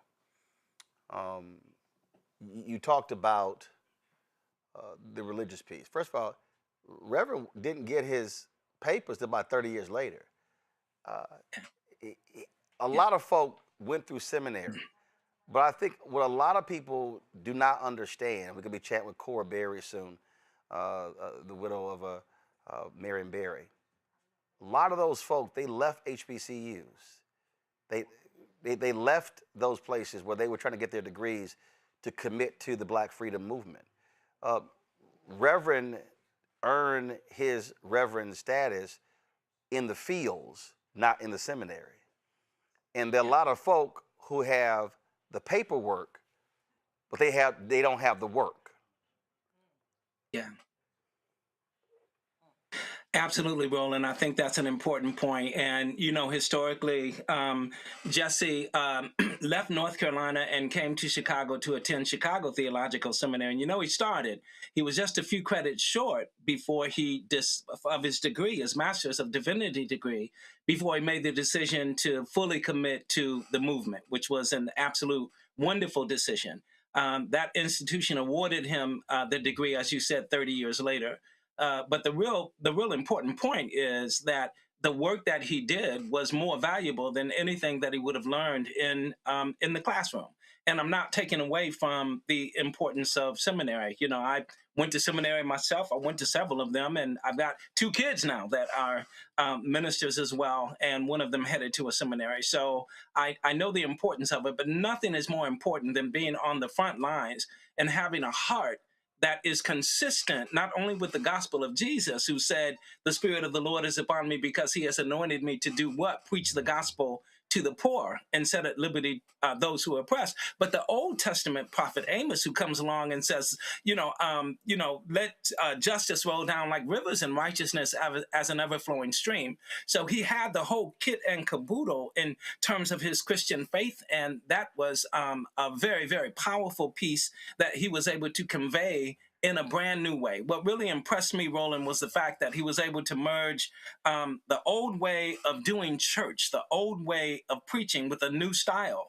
Jesse's style of preaching was not the kind of style that was going to have Aunt Jane jump up from the first row and run up and down the aisle shouting hallelujah. That was not his style of preaching. but his style of preaching was a style that motivated and inspired folks who were sitting in those pews to stand up, to roll up their shirt sleeves and say, we've got to go out in the streets and get something done. And that kind of preaching, I think, was what he was able to learn when he was consistently on the front lines, working for our people with regard to everything your guests have said already in terms of what he was able to do. So I think that religion played a major role in his life, but it was a different way of understanding the gospel at work, of understanding God at work in human history. It hadn't been done like that before from those folks that he walked with Dr. King. He did it in a different way. And to Dr. King's credit, he definitely took Reverend Jesse Jackson under his wings, you know. And I think that was an inspiration for Reverend King. And it certainly was a great opportunity for Jesse Jackson to learn about ministry on the front lines as well. Great question. Cliff, final question for you. Barbara Arnwine talked about this here. Reverend was hardcore about the value of the vote. She said he saw it as currency, and nothing angered him more than black folks not being registered and not voting. Yeah, no, she's absolutely right, and you know, again, like that, you know, up until his last days of marching, and you know, I think, you know, you talked about the legacy of Black Voters Matter, and I think that, you know, we very much find ourselves like in that mode, right, in that motif of, you know, really recognizing our power and trying to do our best, at least, to get everybody to recognize that we've got that power. You know, we say it all the time at Black Voters Matter. You know, we say, in fact, one of our bus themes one year was, we got power, right? Everything that we talk about when we talk about the power that we have is really, in some ways, you could say, an echo of Jesse telling everybody that I am somebody, you know, that you are somebody, you know, that you are worthy. You know, and so everything that we do at Black Voters Matter, I mean, we're obviously an amalgamation of a lot of the, you know, foot soldiers whose histories and shoulders we stand on, you know, but definitely, you know, in that sense, you know, around Reverend Jackson's passion about the power of the vote. Keep in mind, you know, as I'm sure others have pointed out, his first connection with Dr. King and SCLC was as a student, you know, hearing the call to come to Selma, and as a young student, getting, just like so many others did, deciding I'm gonna go to Selma. It wasn't there on Bloody Sunday, but like so many others heard the call after Bloody Sunday and then came to Selma to participate in that the ultimate Selma to Montgomery march. And so the vote was always just a passion of his, and that's really that's why that we were able to have the contact that we have. And if Latasha was here, she could tell you about, you know, some of her interactions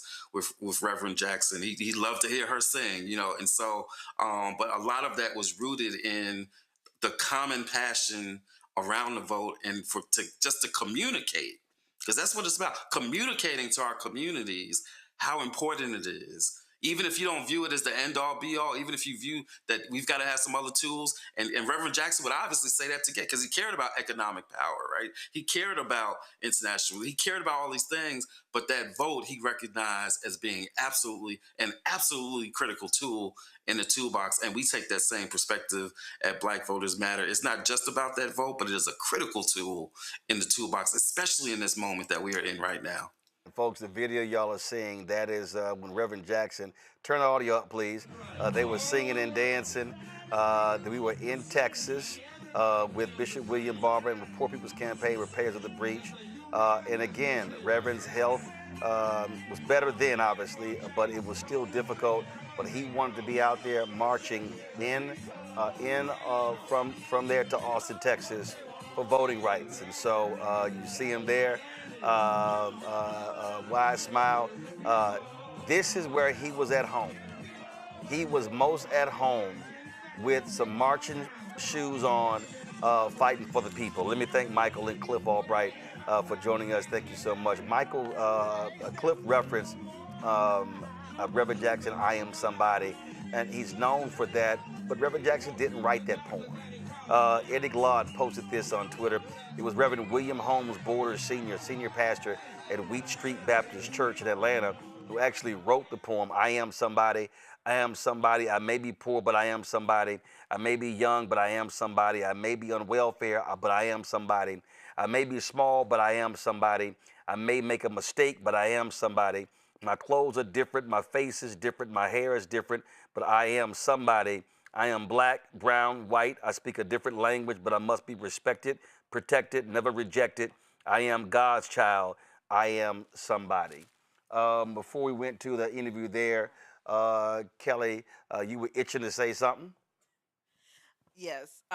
First and foremost, I just wanted to pay my respects to the Jackson family and friends because I'm not coming from the lens of most of the people on this panel where they had a more personal experience with him. I wish I did. I got to meet him in 22 during Ketanji Brown Jackson's confirmation. There was a reception down at the wharf and he was there. Something that Rebecca said earlier about Jackson, Reverend Jackson being who we think Bernie Sanders is.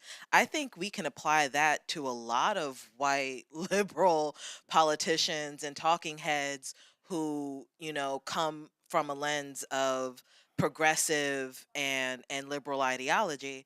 I was looking at this abstract from 1985 from the Journal of Palestine Studies, where Jackson was interviewed, and the interviewer asked him, "Why did you choose in the 1984 election campaign to make the Middle East position you take the Middle East position you took when this position has traditionally been very risky?" And he answered, "It was a moral, theological position that all of us are God's children. All of us must be respected. We must measure human rights by one yardstick and terrorism by one yardstick. And if you do not have a position on the Middle East that is morally consistent, then your thinking as a human rights leader is jeopardized all around the world. American leaders who protest occupation all around the world, except on the West Bank, lose their credibility. And not only is it a bad position to take morally, it is also an impractical position. It costs to occupy people. Occupation is a state of violence which breeds counter-violence, and thus you have war. So not only is it a moral challenge, it is a practical challenge as well." And I think that is beyond profound because we are exactly where he said we would be 40 years later. And the reason why I was itching is because I have another engagement. I'm so sorry. But I could not... I had to be here to say that blurb. I had to be here to pay my respects and to just show just how forward thinking this man was, just how revolutionary this man was. And someone mentioned how he was basically a lawyer. As a lawyer, I personally believe that a reverend is the most lawyerly person beside a lawyer that you can get, especially in the Black community, because reverends historically represented the people. They advocated on behalf of the people, not just politically, but spiritually. They are the intercessor. They are the advocate for God. And Reverend Jackson was that globally for all people. So may he rest in peace. I know I could go on, but just may he rest in peace. And I just had to get that off my chest because everybody's talking about Middle East conflict, and no one wants to talk about the Black aspect of it and how Black Americans have pushed these initiatives forward and have been behind Palestinians and been behind, you know, the right side of history. I mean, not just Spike Lee is catching hell because he wore to the NBA All-Star game. Right. And people acting the fool. It wasn't new. Like none of it is new, and I think Reverend Jackson's legacy will be that none of this is new. Well, in fact, when he went to Syria, Mr. Farrakhan was a part of the delegation, and the Syrians were absolutely shocked with the perfect Arabic that Minister Farrakhan spoke. So, and Reverend Jackson brought a group of Black religious leaders with him, and so again, getting Goodman out, the white folks couldn't do it. The White House couldn't do it. But it was this Black religious delegation that was able to do it because they also understood the pain and suffering that black folks experience in the United States. Syria or Right. Palestine. It was Cuba. Venezuela. It was Venezuela. Cuba, yeah. It was South Africa. I think he also, was it Yugoslavia? There were some prisoners. He got them as well. I mean, and trust me, if you were white and you were hostage, you were happy to see Rev show up. Kelly, one of the things You know you were going home. really important.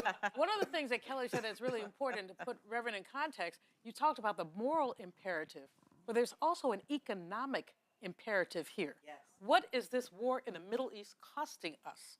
What is it costing us in terms of lives? And whose lives? Quite frankly, disproportionately, black lives. And Sin, you lifted up the moral piece of it, but we also have to talk about the economic underpinning, because we live in a predatory capitalist society where basically somebody is making money off of this.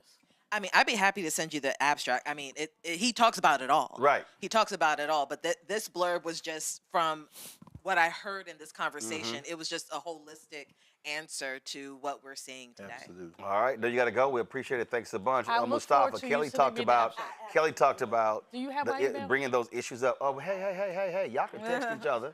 We live. Shh. Your mic's still on. See, Mustafa, Kelly brought that issue up. The environmental justice movement started in North Carolina. First of all, folks, the reason I'm wearing the A&T shirt, Reverend Jackson, of course, played quarterback at North Carolina A&T, but people forget, he actually went to the University of Illinois on a scholarship, left after 1 year and transferred to North Carolina A&T. And he wanted to go to Bennett. Huh? And he kept telling me he wanted to come to Bennett. I mean, he came. I bet he and he did. wanted to attend Bennett College. We know. We know Rev loves sisters. Them Bennett Bells. That's why he always smiled when your sister showed up. Mustafa, the environmental justice movement starts in North Carolina. And again, when we talk about issues, no candidate was talking about environmental justice before Rev did it 84 and 88. Yeah, I mean, Rev was transformational. I always call him, Muhammad Ali was the people's champ, he was the other people's champ, because he actually showed up in the places, like you did, where nobody ever goes. So Warren County, North Carolina, of course, is the flashpoint for the environmental justice movement, when we had the phrase environmental racism. And, you know, Rev showed up at the first People of Color Summit in 1991. I was a student, and when he walked into the room, the energy changed. He was transformational. He was transformational because he dealt with the impacts that were happening inside of our communities, but he also didn't neglect the lower wealth white communities who were also being impacted. And I think that's the beauty of him, as I listen to folks, is that he was able to weave together all these different sets of people and issues that were going on. He never stepped away from what was happening in our communities, but he made sure to help people to understand that people's lives were being shortened, that there were economic impacts that were happening because of toxic pollution, all these different dynamics that were going on. So as a young man of color, who was always also looking for other men of color who came from rural backgrounds, you know, he was from down south, then it actually helped me to have an understanding that I could also do similar things. And I'll always be thankful to him all the times that we've had conversations. When he would come when I was working for Conyers, and he would come into the office and have conversations. And I just appreciate it, because one of the things that I cannot support is theoretical activism. And I see so many folks. Well, I call them parking lot militants. That is what it is. You know, you got these people who talk about it. You never see them at marches. Right. You never see them in people's back porches, you know, in their kitchens, having conversations about what needs to happen. And Rev was different, right? He actually understood that if you are serious about this work, then you got to show up. And I'll always appreciate him for the words that he shared with me. Randy, Lauren, Avis, I'm coming to y'all. Trust me, I am. But joining us right now is Mayor Karen Bass of Los Angeles, former Congresswoman from California. Mayor Bass, glad to have you here. Just share with us your initial reflections. Reverend Jesse Jackson Sr. passed away early this morning, at the age of 84. And as I said earlier, when I had Congresswoman Yvette Clarke and Congresswoman Maxine Waters, you could not be a member of the CBC, and you did not, Reverend Jackson did not have you on speed dial. That is oh so true. But let me just say that, you know, my heart goes out to him and his family. But over these last few years, we all watched him suffer. We all watched him as his disease progressed, and it was very painful to all of us. But he had so much influence and impact in my life years before I ever met him as a young activist.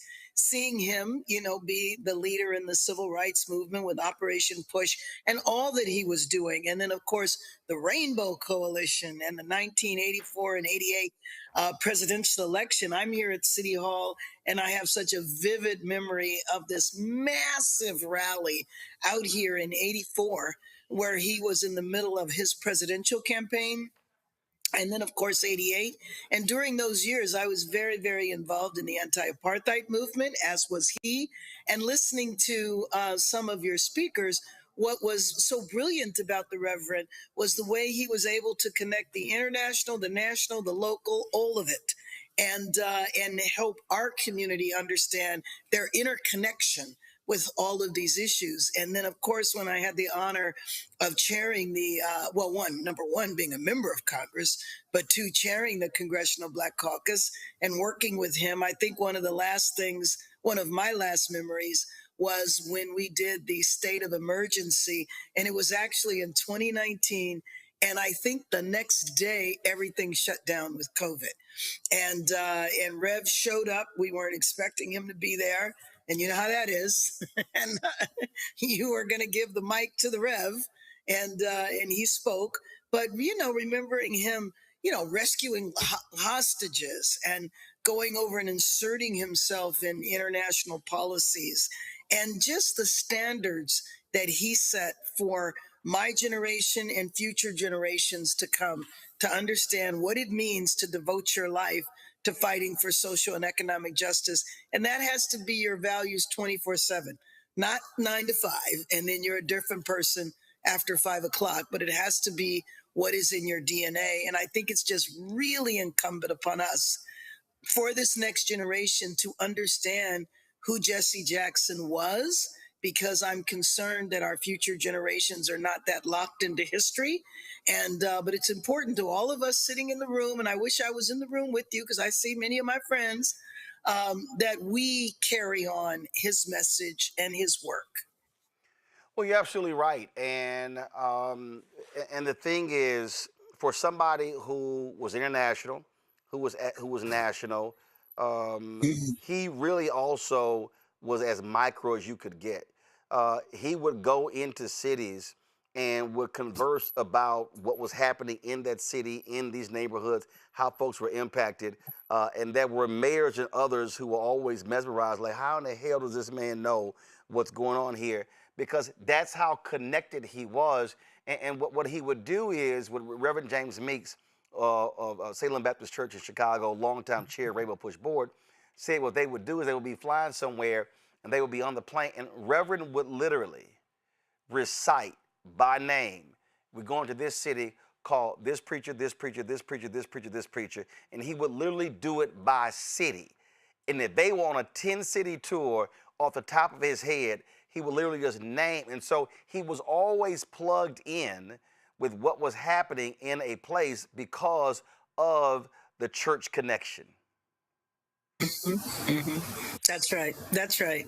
That's right. And and I think that he instilled in a generation of ministers how to be true to the values and the spirit of fighting for justice. And it's great to be, very clear and strong in the pulpit, but outside of the pulpit, into the streets, leading the communities is key. And he certainly had a very massive influence on ministers here in the Los Angeles area. Los Angeles Mayor Karen Bass, we appreciate it. Thanks a lot. Thank you. Thank you all. Thank you very much. Lauren Victoria Burke, I'm going to go back to that point when I talk about connection. It was a big deal when Reverend Jackson showed up. It wasn't, I mean, when he came to someone's house, when he came to a community, wherever he went, cameras followed. And he understood what I call being present and having presence. First of all, look, he was a college quarterback. Reverend Jackson was a big man. I know. I mean, like, people don't understand. Reverend Jackson was a big man. Yep. And when he moved, I mean, look, he walked into rooms, air left the room. And I'll never forget, we were at the National Association of Black Journalists Convention. This is 1991. And we were at the Century Plaza. And that was the first time I actually met him. And what was very interesting about it, so I'm standing, I'm watching this, and Reverend didn't do kitchens. Reverend didn't do Allie's kitchen into the room. Reverend understood why you have to touch the people. He came through the front door. So I'm watching this, and I'm watching him walk in, and he is just being deluged by people. They want photos and autographs. Yeah. And folk don't get all trippy and all whatever. But I'm sitting here watching this like the woman with the blood problem and Jesus walking through the crowd, how everybody had something. I got this issue, I got this issue, got this issue. And if you work with Reverend Jackson, your whole job was to be handed stuff, get folk information, and that was he was always accessible. And I used to do this thing on WVON radio. I would throw out the question. I said, if you ever got in trouble, who would you call? People called and they say, I called Mr. Farrakhan. I said, you can't reach him. They say, I called Johnny Cochran. I'm like, you can't reach him. And they would do all these names, and I would tell them, I said, you literally were one person removed from reaching Reverend Jackson. Right. If you call Rainbow Push, they will put you through the office, and it would be either his late Chief of Staff, John Mitchell, or it would be one of the secretaries. You were one person removed. Yeah. And Allison Payne, longtime anchor, now deceased anchor WGN, they were in Israel. And something happened in Israel and they got detained. She didn't call the State Department. She didn't call the White House. She called Reverend Jackson. And within an hour, Reverend is on the phone with the leadership in Israel. And that issue got resolved. So I said to people, I said, if I ever get my ass in trouble anywhere in the world, I said, the first damn the White House, damn, even when Obama was there, I'm gonna call Reverend Jackson first before anybody else get called. Yeah, he's really accessible. I've met him several times. I was too young to vote for him. When Cliff said that, I really related to that. But I can remember watching him like everybody else and thinking, yeah, that can happen. A black person can get elected president of the United States. He had, in 1988, beaten a bunch of people, Richard Gephardt, all those folks that he beat. He beat, Dick Gephardt was a House majority leader. Right. He beat Senator Joe Biden. Right. He beat Senator Paul Simon. Right. He cleaned these were all so major people. David Duke was low on the list down there. Remember, he ran and he got like 400 votes, whatever. Nobody cared. Nobody paid any attention to that. I wrote a piece called Big Black and the Seven Dulls. Pretty much. Dull white men. But the thing that I remember most is when I was at ABC News, I was working for Cokie Roberts. I was probably in my first year there. It was my first real job in journalism. And Reverend Jackson shows up on the scene and puts a bunch of pressure on ABC to diversify not only the producers, but the talking heads, all of which were white at that time. It was the 90s, you know. And I was working with Alelia Bundles, who was the great of Madam C.J. Walker. She was a producer there. She'd been a producer at NBC, and then she was a producer at ABC. She was the bureau chief, deputy bureau chief at ABC, actually, when I was there. At any rate, Reverend Jackson shows up, puts a bunch of pressure on the networks, not just ABC, but NBC and CBS. Yeah. You need to put more black people on. And then we actually did a thing within ABC of producing names of black talking heads for the producers. That all happened because of Jesse Jackson's pressure. So when you say, like, entering a room, I mean, he really entered that situation and changed it. And Reverend would show up without an appointment. Right, oh, absolutely. Let's be real clear.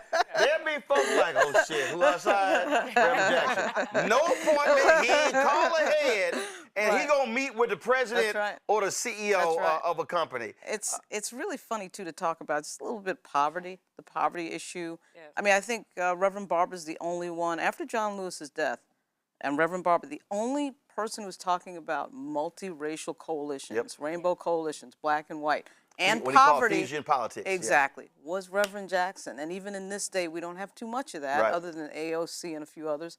But the same problems that he has is what Jasmine Crockett is dealing with right now, right?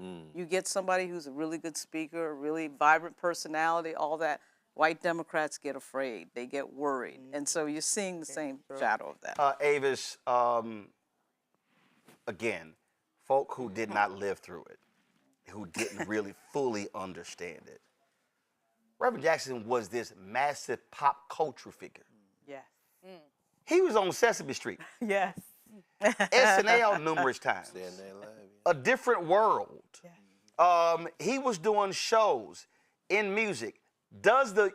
He was the black eulogist. Oh, no question. The eulogy at Jackie Robinson's funeral. Walter Payton's son posted on social media what happened when they were getting in the car. Rosa Parks' funeral as well. They're tight with Aretha Franklin. Aretha Franklin, of course, I told the story. There was a mosque, I think it was a Nation of Islam mosque in New Jersey that burned down. And she's talking to Farrakhan, and she says, have you heard from Jesse? And Farrakhan says, no, I have not. She says, you will tomorrow. And then she calls, Reverend Jackson called Farrakhan the next day. People talk about Essence Festival being the largest festival in the country. What folks don't realize, these expos we have, that's not an Operation Breadbasket. The expos in Chicago would have 800,000 people, twice the size of Essence. If you read Martin Depp's book on Operation Breadbasket, Jackson 5 was there. One of their first performances with Reverend Jackson. Aretha Franklin, Bill Cosby.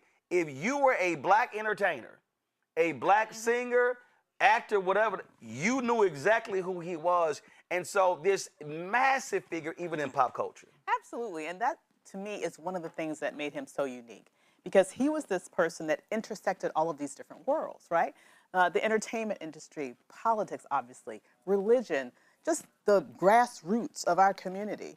He was someone who's respected in each and every one of those spaces. And not only, I think he was respected in those spaces because he would speak truth to power. Yeah. He would say those things that needed to be said that were not popular in some specific areas, in the highest realms of power in this nation. He would say what needed to be said. He would do what was needed to be done. And I find it very inspirational, especially right now. Because we are living in a moment in which silence is our greatest enemy. And so many people who have a platform are silent in this moment, where we need courage, where we need bravery, where we need people who are willing to do what needs to be done and say what needs to be said, in spite of the fear that may in fact be permeating the land. He is the type of human that would do that in every circumstance, whether or not it was popular. And it is his courage that needs to inspire a new wave of bold leadership that, frankly, is missing in this moment, that we need greatly in this moment. Randy, after Obama's election, a lot of people abandoned Reverend Jackson. People were angry with comments that he made. They were upset by that. And there were a lot of folks who wouldn't put him on television and radio. I wasn't one of those folks. 2015, when, to understanding again, and again, this is 2015, Reverend Jackson began to go to Silicon Valley. So his whole thing wasn't just automotive companies. He began to articulate, he saw what was happening with the impact of Silicon Valley. And what he did was with Breadbasket, what they did was they would buy stock in the company, would buy a few shares, which gave them an opportunity to speak at the shareholders meetings. And one of the things, and how he understood the intersection of money and power in politics. He also understood that Verizon would do $50 billion bond deals. And Reverend Jackson would say, where are the black accounting firms? Where are the black bond companies? So that was Verizon, that was AT&T, there was all those companies. And so I would have him on my TV One show. It was like almost every week talking about what's happening in Silicon Valley. He was going after Facebook. He was going after Google. He was calling out, well, he was going after Apple. In fact, Tim Cook got pissed off because I put a tweet out. Reverend Jackson had forced him on their data, and Tim Cook put a tweet out. And I got called by somebody there, said Tim Cook was going off. Who is this Roland Martin? And the sister said, Tim, you don't want to go there. Tim, you want to leave that brother alone. And then the person called me and said, no, Roland, we should call him for your tweet. I said, no, it got his attention. So I understood that. So Reverend was checking them on the diversity numbers. And again, a lot of black media people would not even put him on the shows. And so here he was on the outskirts here in D.C. of the Obama administration. That's a whole other story. But he was putting the focus, and the thing was, he was the one who said, y'all keep talking about STEM. He said, hold up. He said, more than 40%, he said nearly only 40% of the jobs are dealing with STEM. He said 60% of y'all jobs in Silicon Valley ain't STEM. Right. See, so they were trying to say, oh, well, they're not engineers, they're not scientists. He's like, no. What about all these jobs? And then he went down, he's like, hold up, y'all got PR firms. He listed the whole list. That's where the pressure began to diversify Silicon Valley. That was Reverend Jackson. Right. You know, we talked about how he was ahead of his time, and you know, DEI is my jam. He was the DEI person. Yeah. He was always advocating for marginalized groups. And what people, I think, forget is that back in 1996, he was the one who worked with Texaco and says, you're paying black people 60% less than you're paying white people. Now, hold up. You mentioned Texaco. So what happened was there was a audio tape that came out, racist tape. Racist. I had to remind everybody who kept saying that Target was the first major black boycott since Selma, since Montgomery. I was like, what the hell y'all talking about? I said, that was Texaco and that was Denny's. Right. And Reverend was right there. And corporate America was like, oh shit, here come Reverend Jackson. People literally have no idea and that's the what fear that he put into white CEOs. But it was DEI, what's hot now. He was talking about the diversity. He was talking about the inclusion. He was talking about, are you paying people fairly? And the money. And that's what I'm saying. Are you paying people fairly? And made it public. And then he did move, and he carried on. He was still dealing with Target up until his last final days. So he continued that fight. But in between there, the media, as you said, he was the one who got so many black reporters in. He said, I'm not going to speak. You're not going to have any access to us unless we're the black reporters. So again, he's looking at diversity. And then you go to Silicon Valley to take on those giants and say, where's your EEO-1 report? Because they're not even letting them out. They weren't releasing them. Let us know how many people that you have that you're hiring. And not just let us know who you're hiring, how much are they getting paid, and where are their ranks. I want to know your boards. I want to know your C-suite. I want to know all this information. He was responsible for that. And like I said, and was still talking about Target. So, you know, of course, DEI being my jam, you cannot talk about DEI, you cannot talk about inclusion without talking about Jesse Jackson, and he's been doing it since the beginning. April 3rd, 1968. Now, y'all have it ready? I asked y'all for it 30 minutes ago.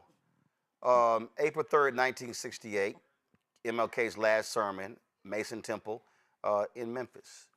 It's a 43-minute, 16-second speech. In that speech, and some of y'all keep telling y'all only heard the mountaintop part the last 2 minutes. Damn it, go listen to the rest of the 41 minutes of the speech. That sermon, MLK is specifically saying to black folks, how do we create change? How do we use our economic power? In the sermon, he says, we don't have to throw a single Molotov cocktail. We ain't got to yell or curse. He said, all we got to do is practice economic withdrawal. And when he says that, then there's a point there. Do y'all have it queued up? Okay, but y'all should have had this ready when I asked for it 30 minutes ago. In that sermon, MLK references Reverend Jackson. At one point, he literally says, Jesse, what did you call it? And Reverend Jackson said, redistribute the pain. And King says, the sanitation workers are the ones feeling the pain. We now must redistribute the pain. And then he begins to name check companies that they need to stop doing business with. In Martin Depp's book, Operation Breadbasket, he talks about what then happens when black folk then do that. So Dr. King goes to Chicago. They had helped drive revenue because when they targeted companies, not only do they ask them to work with black-owned companies, hire black folks in senior-level jobs, entry-level jobs, but they also required them to put money in black banks. So Dr. King says, they come to town and said, Jesse, let's go meet with these two black banks to see if we can get a loan to make SCLC payroll. Reverend Jackson says, Doc, let's stop by over here first. He says, Jesse, I don't have time to do that. We need to go meet with these bankers. He said, Doc, trust me, let's stop by this house first. And so there's a group of black businessmen who are assembled at this house. And they walk into the house and they're meeting. And after all the niceties and pleasantries, these black businessmen pull out an envelope and hand to Dr. King. It was literally, I think, for 3 or 6 months, it was the payroll for SCLC. Depp writes that Dr. King just starts crying, saying that he had never experienced that during the movement. It was the pressure that they put on companies to invest money in black banks, and the pressure they put on companies to put black products on the shelves that then allowed for those black businessmen to be able to say, we can now fund the movement. I can tell you, I saw with my own eyes. John Rogers, Aerial Capital Management. When I worked in Chicago, I was there 6 years. I would go to Rainbow Push every Saturday. John Rogers would personally show up with his donation. And one day he had to leave early, and he said, let Reverend know I was here and make sure he gets this. Why am I saying that? A lot of people, and I've heard all y'all for years, a lot of people, you grifting, you selling out. But let me be real clear. What happened was a lot of black folks made lots of money from the activism of civil rights folk. But the same black folk didn't write checks back to fund the movement. And so when people were complaining about, well, Reverend, other groups went in and they would sit here and they would get donations for the organization, a lot of it was because a lot of black business folk got paid but did not then give back. Now, I ain't gonna name the company or name the president because some of y'all gonna have y'all hurt feelings. But there was a black company that was gonna lose a major contract. The black company called a certain politician. They said, we can't help you. And this black company then called Reverend Jackson. I got the story not only from the owner, but I got it from 2 other people, so 3 different sources. And the black company, the black owner went to Reverend Jackson and said, Reverend, if we lose this contract, we are out of business. That was a Friday. Reverend Jackson calls the CEO of the company and says, I'm gonna meet you at your office at 9 a.m. tomorrow. The company owner buys Reverend Jackson's ticket and another person's ticket, and they fly to the meeting. That company never lost the contract. This is a major black-owned company. It's still in existence because Reverend picked that phone up. And so the problem that so many of us have made is we want civil rights folk to fight on our behalf, well, then we don't want to fund the movement. And that has been the case for so long. Understand, Reverend Jackson has said this, Reverend Sharpton has said this, ain't no 401ks for civil rights activists. And so the mistake that black people make is we want black lawyers, black civil rights activists, black journalists, black media, fighting for them to get opportunities, but do they then cut a check back to those folk who help you get your contract? That's a problem a lot of us still have. They have it queued up. This is Dr. King, April 3rd, 68. Our agenda calls for withdrawing economic support from you.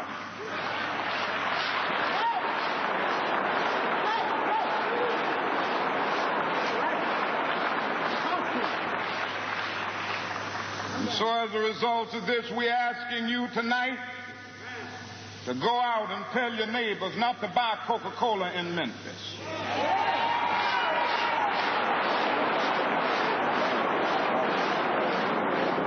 Go by and tell them not to buy Seal Test milk.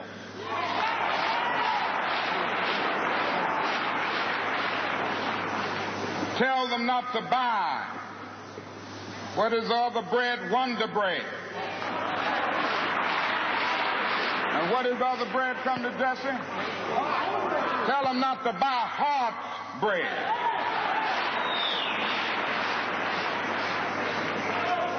As Jesse Jackson has said, up to now, only the garbage men have been feeling pain.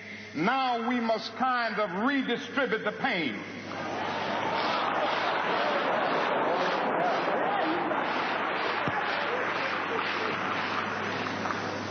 We are choosing these companies because they have been fair in their hiring policies,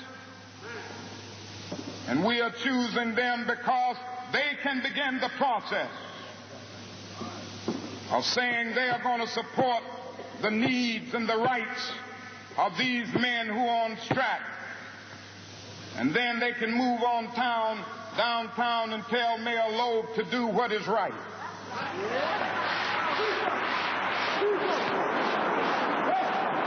And not only that, we've got to strengthen black institutions. Folks, that is a sermon you definitely want to hear.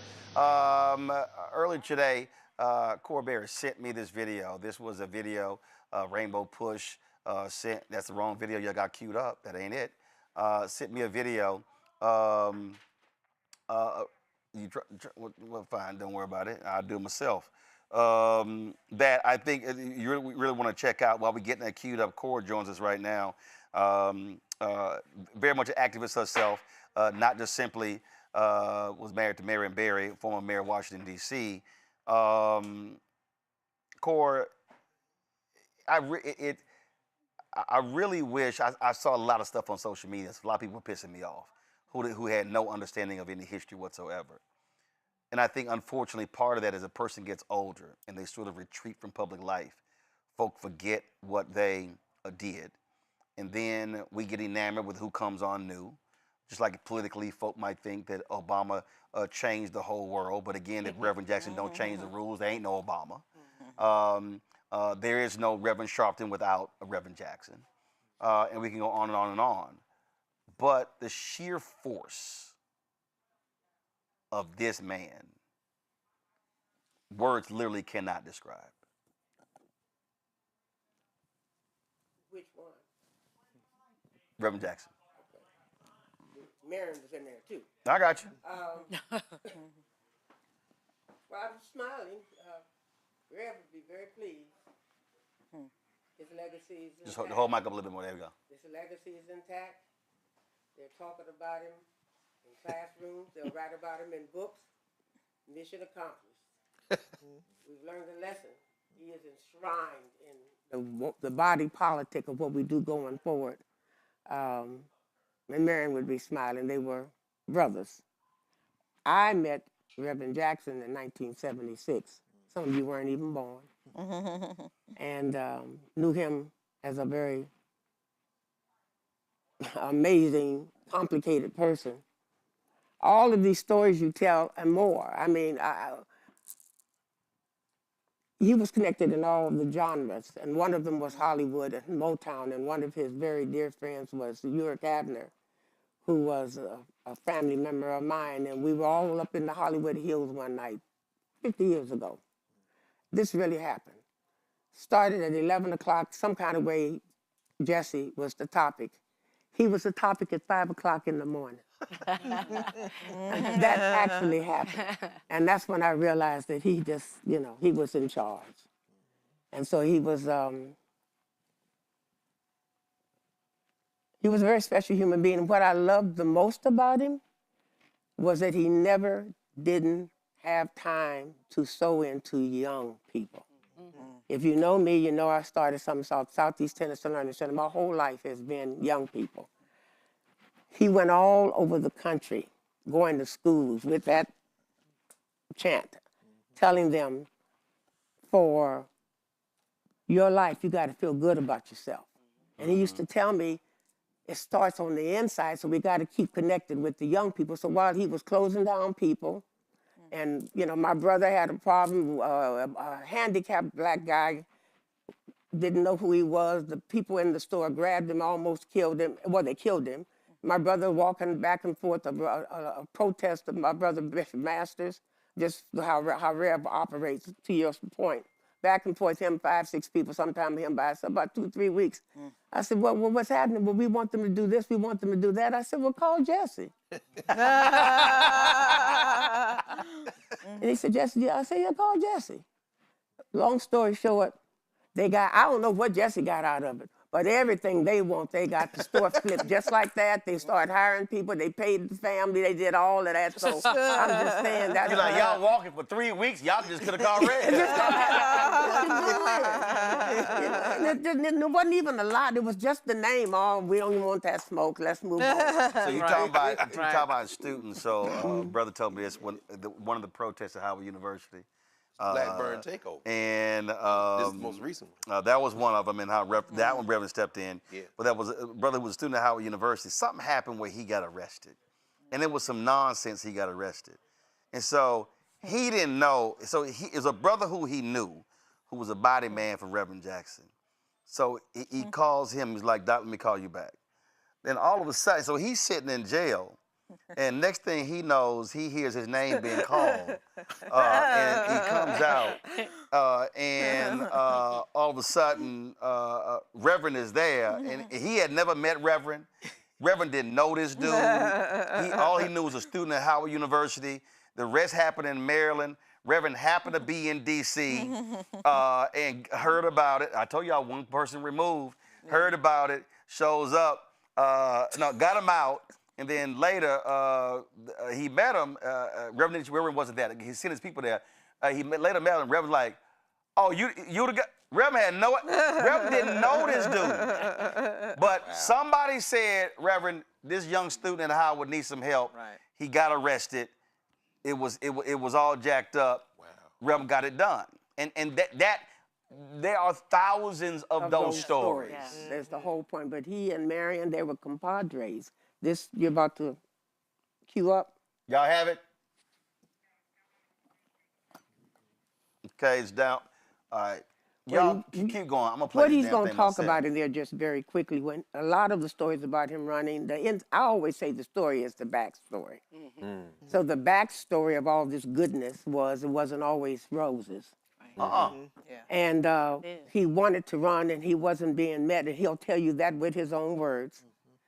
With resistance from, and he named mayors. I didn't name them, he named them.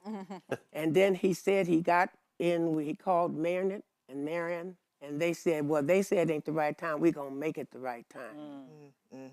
And he wanted to make an announcement of running for president. So what my husband did, he's gonna make anybody do nothing to him now.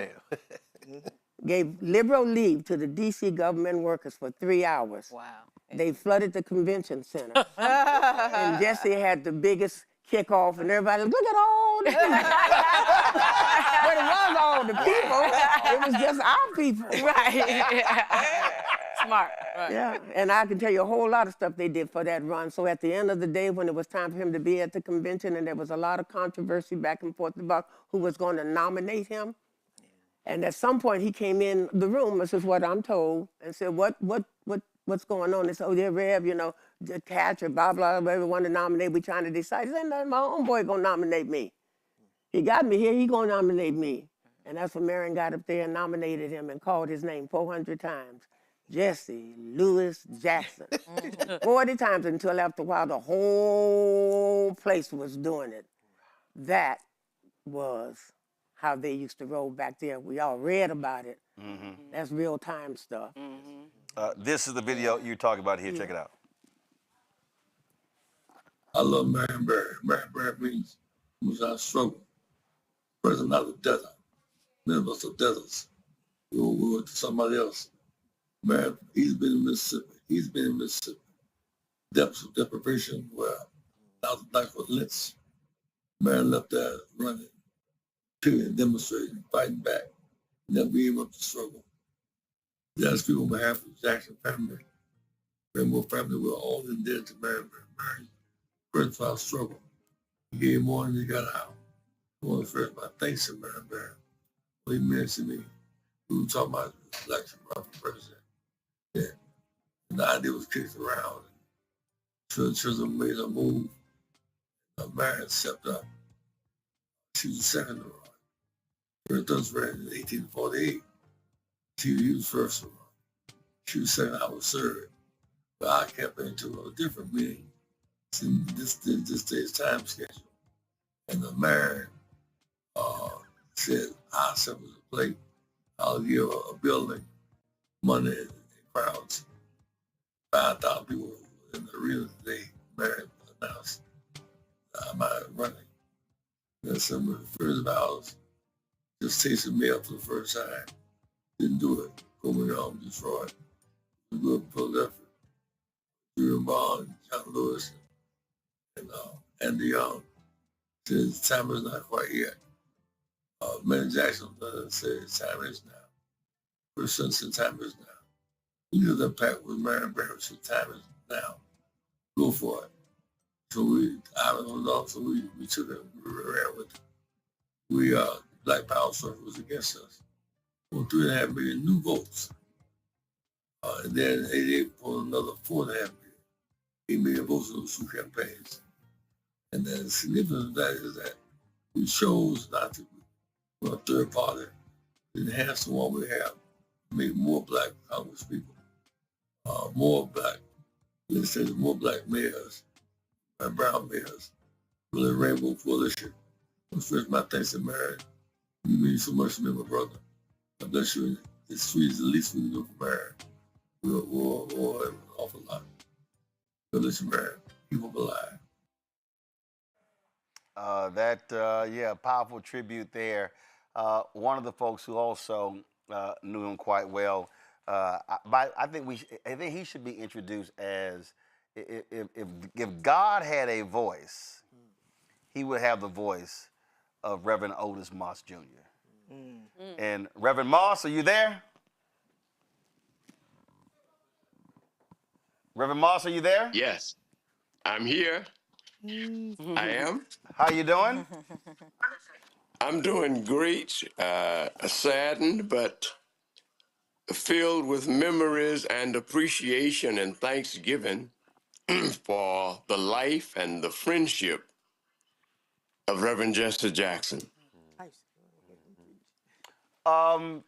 Just share with us, your memories go back, just how impactful he was for our people, for this country, and for this world. Let me go back quickly to 1967, when Dr. King called a meeting to do a nationwide experience with Operation Breadbasket.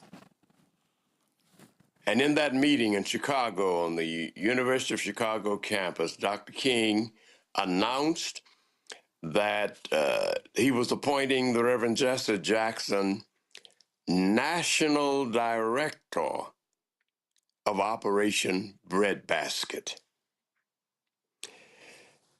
It was an exciting moment, although there were some who were not totally in concert. But that did not matter. The Reverend Jackson picked up the mantle of responsibility and carried it on. But guess what? Even before that, when Reverend Jackson was what we might call a field worker, he came into SCLC at the high salary of $35 a week and gave his all as a student in seminary. Gave unbelievable leadership in his early 20s. And that kind of dedication, energy, and willingness to go to work as a full-time student and also as a full-time staff member of SCLC, which led to the appointment by Dr. King of Reverend Jackson as National Director of Operation Breadbasket. And Reverend Jackson went forth and made Breadbasket a truly national program.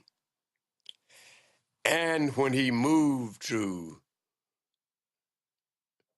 People United to Serve Humanity,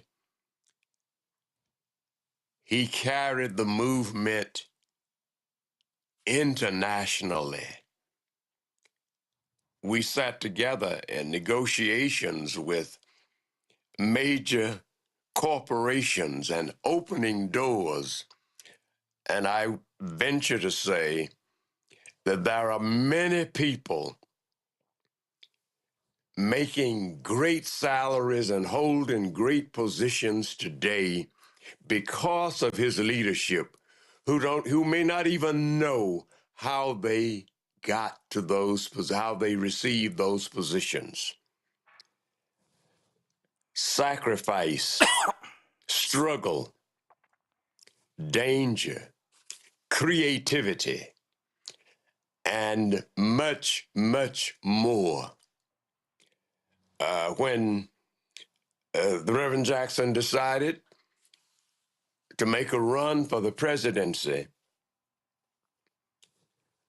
Richard Hatcher was chair of the board. They both stepped down for a moment, and I became chair of the board during that first run for the nomination of the presidency of the United States of America. That opened doors and literally reformed, and some might say transformed, the Democratic Party in terms of the DNC. His second run in '88 opened doors that were essentially, in the minds of many, unbelievable. I would venture to say that the Democratic Party and politics in America have not been the same since the two runs that Jesse Jackson made for the presidency of the United States. I repeat, the whole DNC became a different organization with much more inclusive participation following the candidacy of Reverend Jesse Jackson. And even down to this very hour, our political history, our history period, has not been the same. Of all of the thousands of other things Reverend Jackson accomplished, those two runs for the nomination for the presidency of the United States changed the Democratic Party, changed the political landscape in America. And even with all the setbacks we are experiencing now, because of him, it will never be the same. Reverend Otis Moss Jr., sir, it's always great to hear you and see you. Looking good, and I appreciate it, Frat. Thank you. At the bottom of our hearts. I appreciate it, my brother. Thanks a lot. Thank you. Jeff Johnson joins us right now. Jeff in Portland, and Jeff, just you've known Reverend for years. He was one thing he understood was media, and if you were in the media and you were black, trust me, he had your number. Just share your thoughts and reflections on the passing of this giant today. One is so incredible being a Clevelander coming after a great Clevelander and Reverend Moss. how much I learned from him being young in that city. And I think that for me is what's interesting. I mean, I've heard several people talk about how Jesse showed up with young people. And I also remember a lot of young leaders feel like Jesse stood in the way. And I remember very clearly being the national youth director of the NAACP, and we were in Florida immediately following the election, where we were trying to make sense of what had happened in that state. And People for the American Way and the NAACP had sponsored an event, and Reverend was speaking, and I was backstage. As a young person in those places you hadn't necessarily deserved to be in yet, but you were there. And it was myself, Ralph Neese, who was the head of People for the American Way, Kwesi Mfume, who at the time was president and CEO of the NAACP, and Reverend Jackson. And Mr. Mfume had introduced me to Reverend Jackson as his youth leader. And in the midst of that, Mr. Mfume had to walk away, and I started to say something to Rev, and he looks at me like, "Why are you talking to me?" and walks away. And so the second time I see him, I said, "Reverend Jackson, remember Kwesi Mfume introduced me and I start talking." And he literally, Roland, looked at me and was like, "I don't know why you keep thinking I'm supposed to talk to you." and so maybe a year later, the Youth and College Division had done some real work mobilizing some young people around several issues. And I saw Reverend Jackson, and I wasn't sure whether I was going to speak or not. And he actually put his hand on my shoulder as he was passing by me. And he was like, "I see that work y'all doing." And it was such a time, I think, as a young leader to recognize that the position and the title was never enough. And Rev came up at a time where you were risking your life, where you were risking your livelihood, where you had friends who had either been killed or were political prisoners. And he wanted us to be sure as young leaders that we didn't take for granted the positions that we had as young people, that in some cases we didn't have to put as much on the line as they had to. And I think what was most important for me is on the other end of that, he always gave me his time. And so it wasn't, some of you talked about who do you call when you're in trouble. Rev was who I would call sometimes when I just wanted to think through something. I mean, people talk about his charisma and his ability to move and the fact that there was no room, that he was a stranger, but people don't always talk about the depth of his intellect. Even in these last years, man, there would be one day you talk to Rev and he wouldn't be there at all. And then you talk to him 2 days later, and it's the most brilliant political commentary anybody in the country is giving. And so he was such an, if he gave you space for counsel, man, you were always winning. I never got off a conversation with him, whether I agreed or not, without seeing something in a way that I never would have been able to see it had I not talked to Rev. And so I think one of the interesting things, you hear people talk about Rev saying that, he really ran a marathon. But I think one of the interesting things is Rev was really the only primetime dude from his era that didn't get assassinated. And when you talk about what it means, like, Roland, you know this, our community talks grace well, but we don't give grace well. Mm-hmm. And when you are a primetime leader, he was the first real primetime leader we watched get old. And there was so much nuance to that about how we embraced him and didn't embrace him. Yeah. What we criticized him for. Yeah. And what we didn't know we should praise him for. And he never complained about it. He just wore it.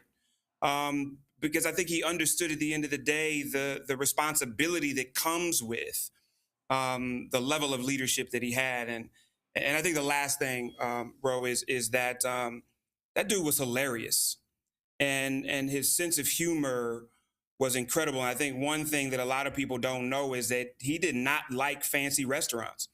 Like, he would meet these CEOs and he would have people take him to the steakhouse and Thai and sushi. But you know, that Greenville, South Carolina was always in him. And he wanted some soul food. Exactly. He was like, take me to that spot to get me to the hole in the wall spot.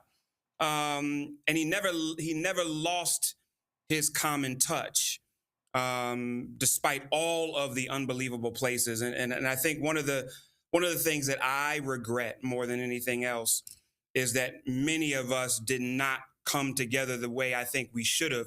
There should be a Jesse Jackson Center for Electoral Politics.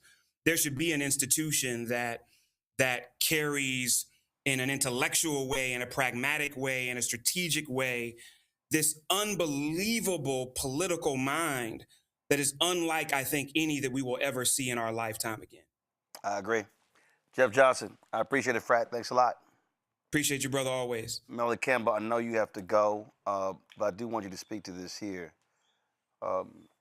Reverend Jackson comes out of, whether we want to be honest or not, a church, a paternalistic church system.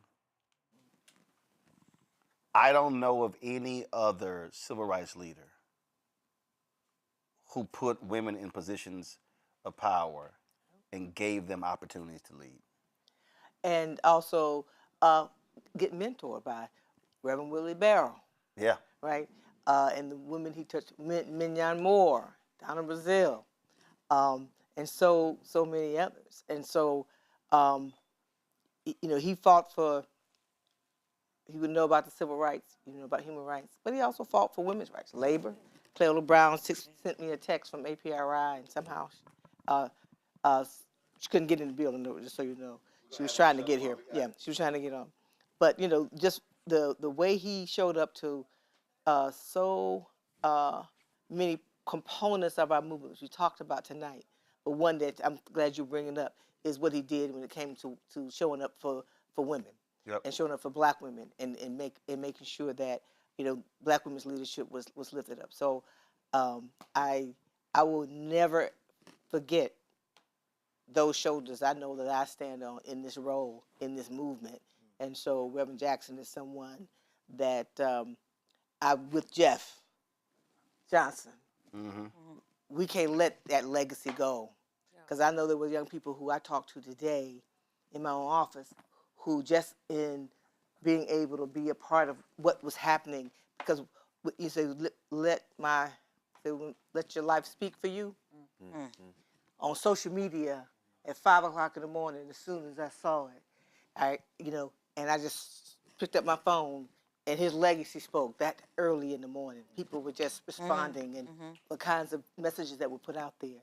You know, sometimes we don't get the love till you're gone. Yep. But you never get it. You never get it till you're gone. But the way our community and young people want to know, and they have to know the legacy of Reverend Jackson in order for us to get through the time we're in right now. Yeah. Right. And so that we know that we've been here before in so many ways. And so the legacy I think he leaves is us finding our people out of this and finding the new opportunities that you talked about, Greg, to make sure that we continue to find ways to be independent. Now, we can talk about debate how we get to the independence. I don't want to start having a heart attack because we talk about independent voters. That's another debate. But really, we have to do that because without getting myself in trouble, because I'm nonpartisan, but particular, we have to find ways to leverage, and we have that roadmap that he left for us. And let's just get this done. We have to get our people through this. And thank you for the opportunity to lend my stories into this tapestry tonight. Mel, we appreciate it. Omega Psi Phi, Reverend Jackson's fraternity, posted this on social media.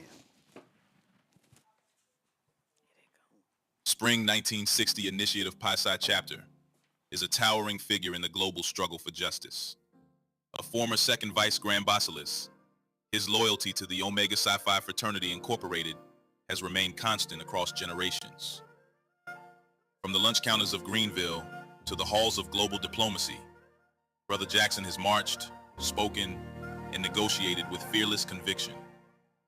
He founded Operation Push and the Rainbow Coalition, forging new paths in education, economic equity, and political action.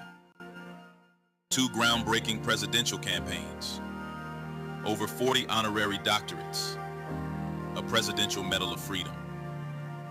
Whether rallying laborers, confronting apartheid, or lifting the voices of the marginalized, Brother Jackson has walked the walk, decade after decade. A man of mission, legacy, and vision. A son of Omega, a servant of the people, a living symbol of purpose and action. I was born in the slum, but the slum was not born in me. And it wasn't born in you, and you can make it. Wherever you are tonight, you can make it. Hold your head high. Stick your chest out. You can make it. It gets dark sometimes, but the morning comes. Don't you surrender. Suffering breeds character. Character breeds faith. In the end, faith will not disappoint. You must not surrender. You may or may not get there, but just know that you are qualified. And you hold on and hold out. We must never surrender. America will get better and better. Keep hope alive. Keep hope alive. Keep hope alive. If y'all see me tearing up, that speech, that's 88. I've had that speech on my phone for a long time. I listen to that speech several times a year. And I remember I posted the last 7 minutes on social media, and it was stunning the number of people who were blown away by that. It's about a 50-minute speech, but the last 7 minutes of that speech is one of the greatest closes I have ever heard. Now, when I say that, I'm talking about speeches, sermons, all together. And I dare say, and y'all get the video ready, those last 7 minutes, if you truly want to understand what the political, social agenda of Reverend Jackson, what his life's work was about, he breaks it down in those 7 minutes. And you have to understand, we talked about it earlier, what that moment was like. Watching that speech, 1988, in Atlanta, and it was a hard-fought primary. And again, how Reverend Jackson rolled on his bus tour to Atlanta like he was the nominee. And to understand where black folks were, he opens this speech. First of all of his children are on the stage introducing him. So Yusef, Jonathan, Jesse Jr., Santita, Jackie, they're all on stage. Then he references Rosa Parks, who's there. President Jimmy Carter is there. So you're in Atlanta, and this is how he ends that speech. And then America, as we go forth to September, October, November, and then beyond, America must never surrender to a high moral challenge. Do not surrender to drugs. The best drug policy is a no first use. Don't surrender with needles and cynicism. Let's have no first use on the one hand, or clinics on the other. Never surrender, young America. Go forward. America must never surrender to malnutrition. We can feed the hungry and clothe the naked. We must never surrender. We must go forward. We must never surrender to illiteracy. Invest in our children. Never surrender and go forward. We must never surrender to inequality. Women cannot compromise ERA or comparable worth. Women are making 60 cents on the dollar to what a man makes. Women cannot buy meat cheaper. Women cannot buy bread cheaper. Women cannot buy milk cheaper. Women deserve to get paid for the work that you do. It's right and it's fair.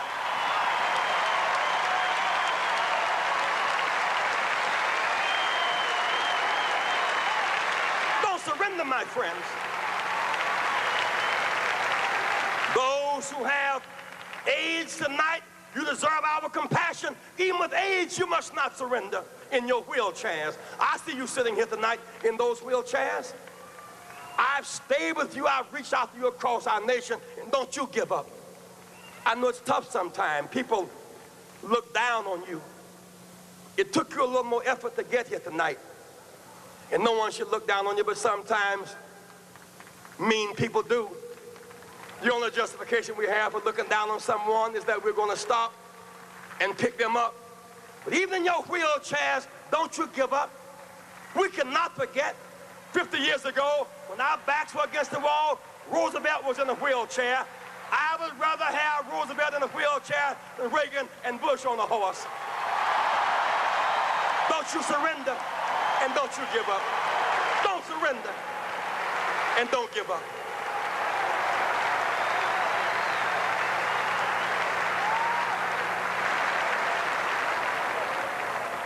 Why can I challenge you this way? Jesse Jackson, you don't understand my situation. You'll be on television. You don't understand. I see you with the big people. You don't understand my situation. I understand. You see me on TV, but you don't know the me that makes me me. They wonder why does Jesse run? Because they see me running for the White House. They don't see the house I'm running from. I have a story.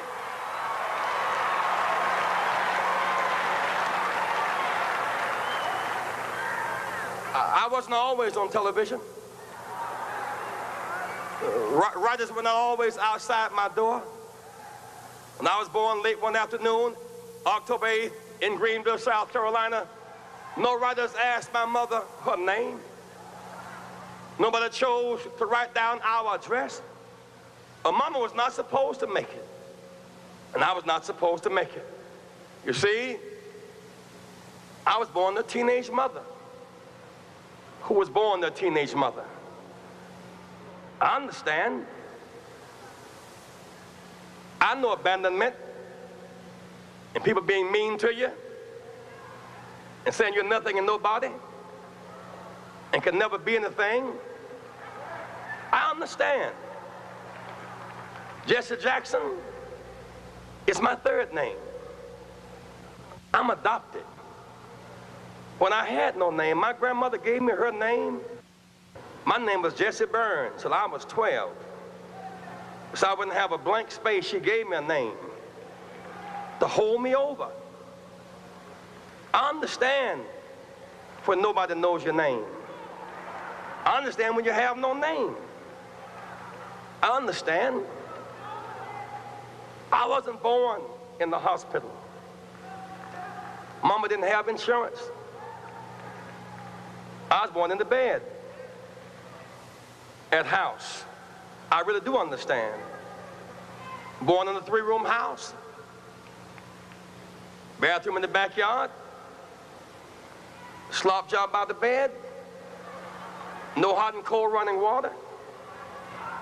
I understand. Wallpaper used for decoration? No. For a windbreaker. I understand. I'm a working person's person. That's why I understand you, whether you're black or white. I understand work. I was not born with a silver spoon in my mouth. I had a shovel programmed for my hand. My mother, a working woman. Some of the days she went to work early, with runs in her stockings. She knew better, but she rolled runs in her stockings so that my brother and I could have matching socks and not be laughed at school. I understand. At 3 o'clock on Thanksgiving Day, we couldn't eat turkey because Mama was preparing somebody else's turkey at 3 o'clock. We had to play football to entertain ourselves. And then around 6 o'clock, she would get off the Alta Vista bus and we would bring up the leftovers and eat our turkey, leftovers, the caucus, the cranberries, around 8 o'clock at night. I really do understand. Every one of these funny labels they put on you, those of you who are watching this broadcast tonight in the projects, on the corners, I understand. Call you outcast, low down, you can't make it, you're nothing, you're from nobody, subclass, underclass. When you see Jesse Jackson, when my name goes in nomination, your name goes in nomination. I was born in the slum, but the slum was not born in me. And it wasn't born in you, and you can make it. Wherever you are tonight, you can make it. Hold your head high. Stick your chest out. You can make it. It gets dark sometimes, but the morning comes. Don't you surrender. Suffering breeds character. Character breeds faith. In the end, faith will not disappoint. You must not surrender. You may or may not get there, but just know that you are qualified, and you hold on and hold out. We must never surrender. America will get better and better. Keep hope alive. Keep hope alive. Keep hope alive on tomorrow night and beyond. Keep hope alive. I love you very much. I love you very much. Cora, that is, you said you were there. Me too. Me too. I said so little, and I know so much, and that's hard to do. But you made a point about Jesse. He's brilliant. He was very brilliant. Probably one of the most brilliant persons I've ever known. And he was so brilliant that people took it for granted. And he used to say to Marion, people make fun of me because I rhyme, but it's hard. You tried. Rhyming is hard. You tried. And making fun of me. I mean, it was just the fundamental way they talk. But of all of the speeches, because my passion beyond young people is voting, and anybody in this room knows me knows that. The 30th anniversary of the March on Washington, Jesse gave a speech, to me, one of the best speeches he's ever given, or anybody else has given. Hold up. You're mic'd up. Okay, go ahead. Keep going. Am I mic'd up? There you are. Keep going. And I titled the speech, Rocks Just Laying Around. I don't know if you're familiar with that speech. It was after the 1980 election, the election of Reagan, the loss of Jimmy Carter for his second term. And he got up and he talked about the Bible story of David and Goliath. And how David didn't have anything. He had a slingshot. And he looked around and he saw the rocks. And he took those rocks and he used those rocks and he slayed that giant. And he talked about how many black people in all of these major states that were registered to vote and did not vote. And the percentage of the people who did not vote were far beyond the percentage that Reagan won. He said you were just rocks just laying around. It was such a brilliant, and he went on and he had the statistics state by state. He gave the numbers, and it had profound impact on me. And I consider that one of his greatest speeches. And when I was a professor of political sciences that year, so that was in August, it was the reenactment of the March on Washington, and I went into the classroom, had my big old folder of stuff, and they said, Mrs., which one of my names was it then? Let's just say Masters, we'll be safe with that one, that goes through all of them.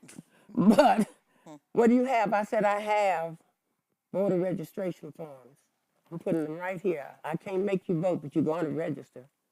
You will not be rocks just laying around, not sitting in here. And I mean, that kind of parable, he permeated this country many, many, many. And he has, you couldn't hear him, but they had closed caption. Please send it to them. He gives the statistics in his diminished state. He gives the statistics of how many black people voted more than anybody else. He talks about that. And that was 2 years ago. And so you know he was ill then, but he had everything in him to say that this is important. And you should know these statistics. So my heart is warm when I see you all doing all this. I'm a teacher. So I don't want to reiterate anything you said. Just keep on with the legacy. Tell the story. Write about it. Preach about it. You mentioned David. the first book Barbara Reynolds did, go to my iPad, was called Jesse Jackson, America's David. Julian, you talked about that night. You know, I don't know, Roland. Right this minute, I feel both devastated and happy. The devastation is the loss, but the happiness is the freedom that Reverend has, because he's not in pain anymore. That's right. Because he's, and because we're here. And thank you for this opportunity for us to ruminate about this brother. I mean, I could tell y'all stories all day long about, when one day he said, Malvo, just sit down and shut up. I said, what, Reverend? He said, do you want me to repeat myself? I said, no, thank you. And then I kept talking. So he told you what MLK told him? Well, it was funny because I said, no, thank you. And I kept talking. He said, what did I say? I said, I'm not going to repeat that. But, I mean, we had great times. And as Cora says, he was utterly brilliant and could connect everything, literally everything. He also really, I mean, he could talk to the pauper and the prince, you know, without changing a beat. But he had more empathy for the pauper. And you often saw that. You'd be talking to Reverend and somebody would come up, somebody who had a problem, and he'd stop immediately and what can I do for you, baby? And like you said, if you needed to call. So I'm thinking back to San Francisco, 1984, where I was a young politician type, never got elected to anything, but that's another story. Ran for the Board of Supervisors in '84, actually put anti-apartheid legislation on the ballot in '84. That was what I was doing. Didn't get tenure because I was too political, which was fine with me. I didn't like the people that much anyway. But Reverend, he was like a North Star to me. You know, and that speech, I'm so glad that you ran it. That speech, it was just so powerful. And it really energized everybody. And, you know, just one, and it's, you know, San Francisco politics. We are more. No, that was in Atlanta. That was '88. Okay, I was at '88 too. And Michael, the thing is, and I told someone the story, they thought I was joking. But every time I moved to tears listening to that, because what he is describing, he's literally describing in that 7 minutes the Black experience.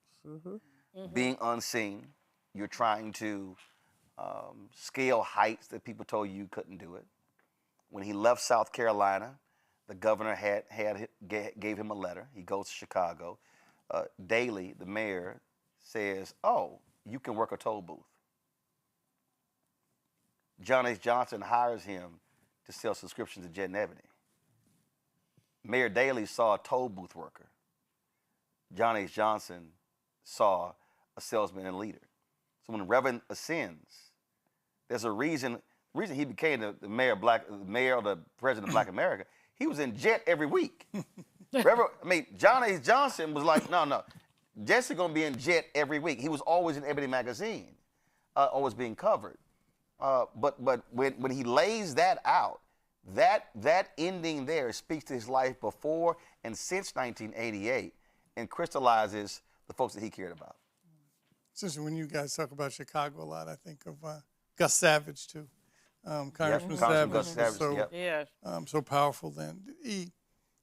I was a little kid getting coffee for people in those speeches, but I remember my father and the Reverend made such a good team at that point in time for the party. The yin and yang. Because my father knew the apparatus of the party. Right. Jesse knew how to deliver, as you just saw, the messaging and deliver people. Yeah. And Paul Kirk was the chairman of the party at the time. And Paul Kirk, after my father cut the Dukakis-Jackson deal, Paul Kirk basically let my father run the rest of that part of the convention and said, you got to give what's called the hall. You got to give Reverend the hall that night. The hall means, in politics, advanced talk. Everybody, there are no Dukakis people. It's all Reverend. Every sign. Right. Now, Reverend had to talk about Dukakis. Let's make sure of that. But every sign, every credential, And I was just so proud to just watch Reverend you could hear a pin drop in the convention. And then the other part of his legacy that is so, again, back to the apparatus, understanding the apparatus, and then Reverend. In 1992, there were more black women elected to federal office ever in history. When Reverend delivered his currency to the table, my father had the apparatus. It was an incredible time in 1992. Senator, and I don't know how many black women and black people, but black women members of Congress. It's stuff that's not really written about relative to what Reverend did. Plus, he's frat. So, thank you for acknowledging it earlier. What? I did it. We showed the photo. Y'all showed the other photo. Every time I saw Reverend, we would do that. But I always told him Jesus was an alpha. He knew. He knew. He understood that. Don't even try it. And also, thank you for mentioning. You also know who else was an alpha. What's the list? I'm aware of my Uncle Marion. Yeah. Just so you know, Alpha's your daddy. That's one of the photos. Y'all, we showed that one earlier. There's some other ones y'all can put in there. That's a great picture. In a moment, we're going to talk to Reverend Frederick Douglass Haynes III. But I'm going to throw this out here for the panel. You talked about not being in pain. November, most of us prepared for Reverend the transition in November. The word was privately put out. Listen, come see him. I'm in Bermuda. So I'm talking to Yusef 13th and 14th. 14th is my birthday. So I come back early on the 15th. I fly to Chicago on the 16th. So we go to Northwestern Hospital. And basically the doctors were like, Reverend's organs are shutting down. But here's what happens. So he's laying in a bed. And Reverend, we're all sitting there, and I'm sitting on his right side, holding his hand. Reverend Meeks is over here, and the others. So we're talking. Y'all seeing right there. That's a screenshot, but we're gonna play a video in a second. We're talking, and all of a sudden he goes, Coke. Now Yusef's like, Daddy, you can't have no Coke. You need to drink some water. Because he had not been eating. His throat was extremely raw. He goes, Coke. And he said, Coke again. And man, just get a man. We were all looking like, dude, just get a man what he want. Come on now, he 84. Come on, what the hell y'all doing? So we're all sitting there, and so it's crosstalk. So imagine this Reverend Jackson holding his hand, and we just talking. We talking about politics, the Target boycott, whatever, stuff, all that sort of stuff.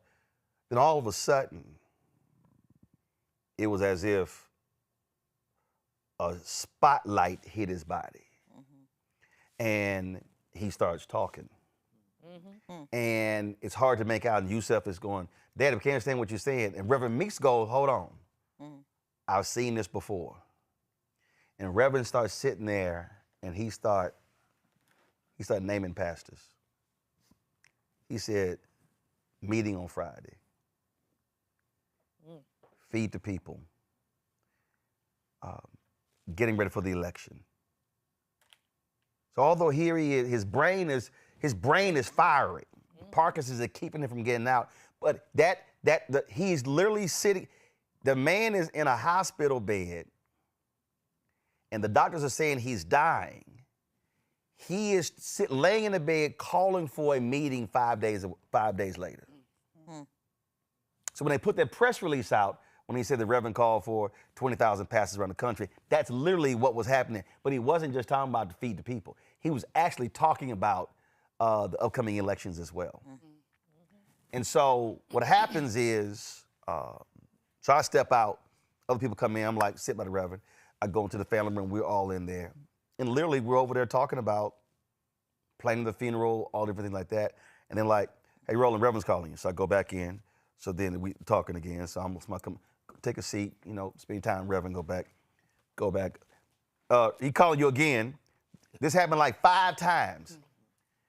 Reverend was not interested at that moment in people saying, oh, Reverend, we love you.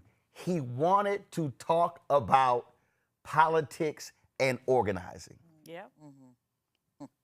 He did not want to sit here. He was like, this is not a I ain't gone. I'm watching this, and this man is literally sitting here trying to plan a meeting 5 days later that he can't go to. And so he was, and they kept saying, everybody come out and want him to rest. He did not want to rest. He didn't want to rest, nah. So I flew in Sunday, I fly back out. The next day, the doctors go, we ain't never seen this. We just gonna ride this and see where it goes. They were stunned that this man recovered. And remember, that was the 16th. He got discharged on November 25th. Wow.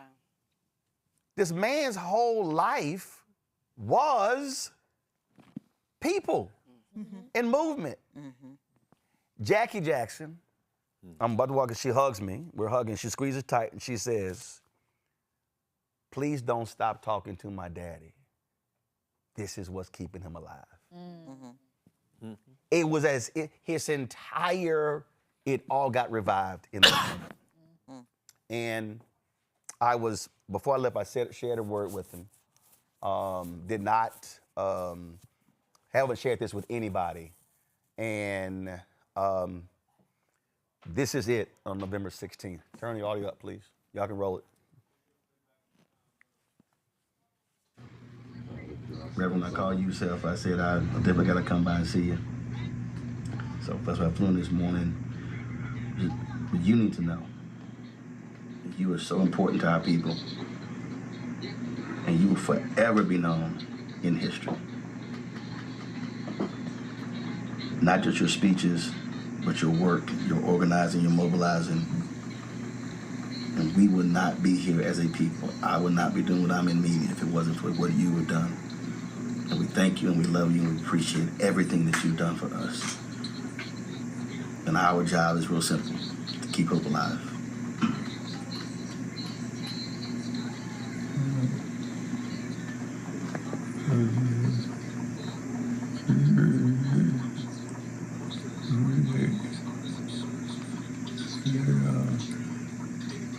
Rob called.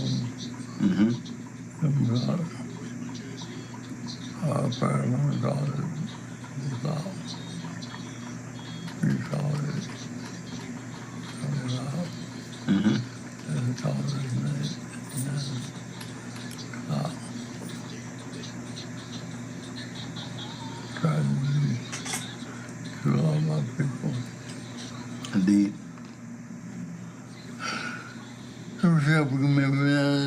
Support people determine, all that. Absolutely. Hello. I appreciate it, my brother. You be well. Hello.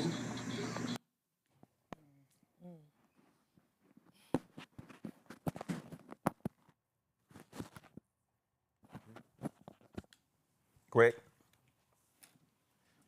Man, you talk about somebody who has graduated to ancestorhood, who left it all here.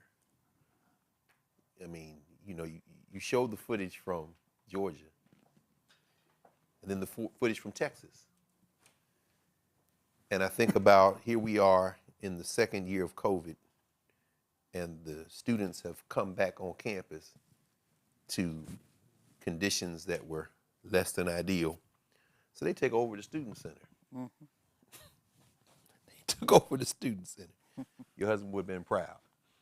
Because every time the Howard students do something, every time, as long as he was mayor, he wouldn't let the police touch him, anything. That 1989 protest, of course. One of those protesters, of course, now the mayor of Newark, Ras Baraka, who always talks about the fact that Marion Barry would not let them come in there and do anything to us. So they're in there for a day, a week, 2 weeks, 3 weeks. Tents have come up in front of the student center, and chapel is outside. Some of y'all, attend chapel, so they put the chapel under a tent outside between the library, the old library, Carnegie, and Douglas Hall. Jesse Jackson shows up. Jesse goes into the building to sit with the students. What are y'all doing? What's going on? The first time I met Jesse Jackson, in fact, was at Tennessee State. I was student body president. He came to our campus, met with us, had a press conference. Like you said, young people, he was always going to do that. So all these years later, he's in the building with these young people. He leaves the building, goes to the administration building to find Wayne Frederick, negotiating. I want these kids to get put out of school. I want no problems. This is what. And then somewhere between the president's office and the administration building and the student center, he falls. I don't know if y'all remember that. Wow. Jesse Jackson bumps his head. They take him to Howard Hospital. Now this thing got to end. Why? Because y'all about to kill Jesse Jackson. This man, he's lost his balance. Because, at this point, he's at the stage now where the next stage is he's not walking at all. That student takeover and those demands and that satisfaction in no small measure is because Jesse Jackson showed up and said, this got to stop and y'all gonna protect these kids and y'all gonna do what's right to the point of his own physical safety. Right. And Howard Hospital, of course, they took care of him. That's one of those places, as you said, he would check in for a week and recuperate and then go out and burn the candle at both ends. And of course, your husband was legendary. Frank Smith told me he walked out at one Thanksgiving and came over to Frank Smith's house and ate all Thanksgiving dinner and all this stuff. And then he said, where you coming from, Marion? He had a hospital because he'd been over there for high blood pressure and everything. He done ate some hog maws, some greens, and then walked back to Howard Hospital. Two legends. And of course, Farrakhan had his prostate surgery there. So these were black people who were 10 toes down for black people. And Jesse, I don't even know how he had the strength to do that, but that strength we just saw there. So. Corey, we know you have to go. I appreciate you joining us. Thank you. Rebecca, absolutely. No question. Rebecca, what Greg said, in a little bit, he left it all. He worked up until his last breath. So I want to tell my story of meeting Reverend Jesse Jackson.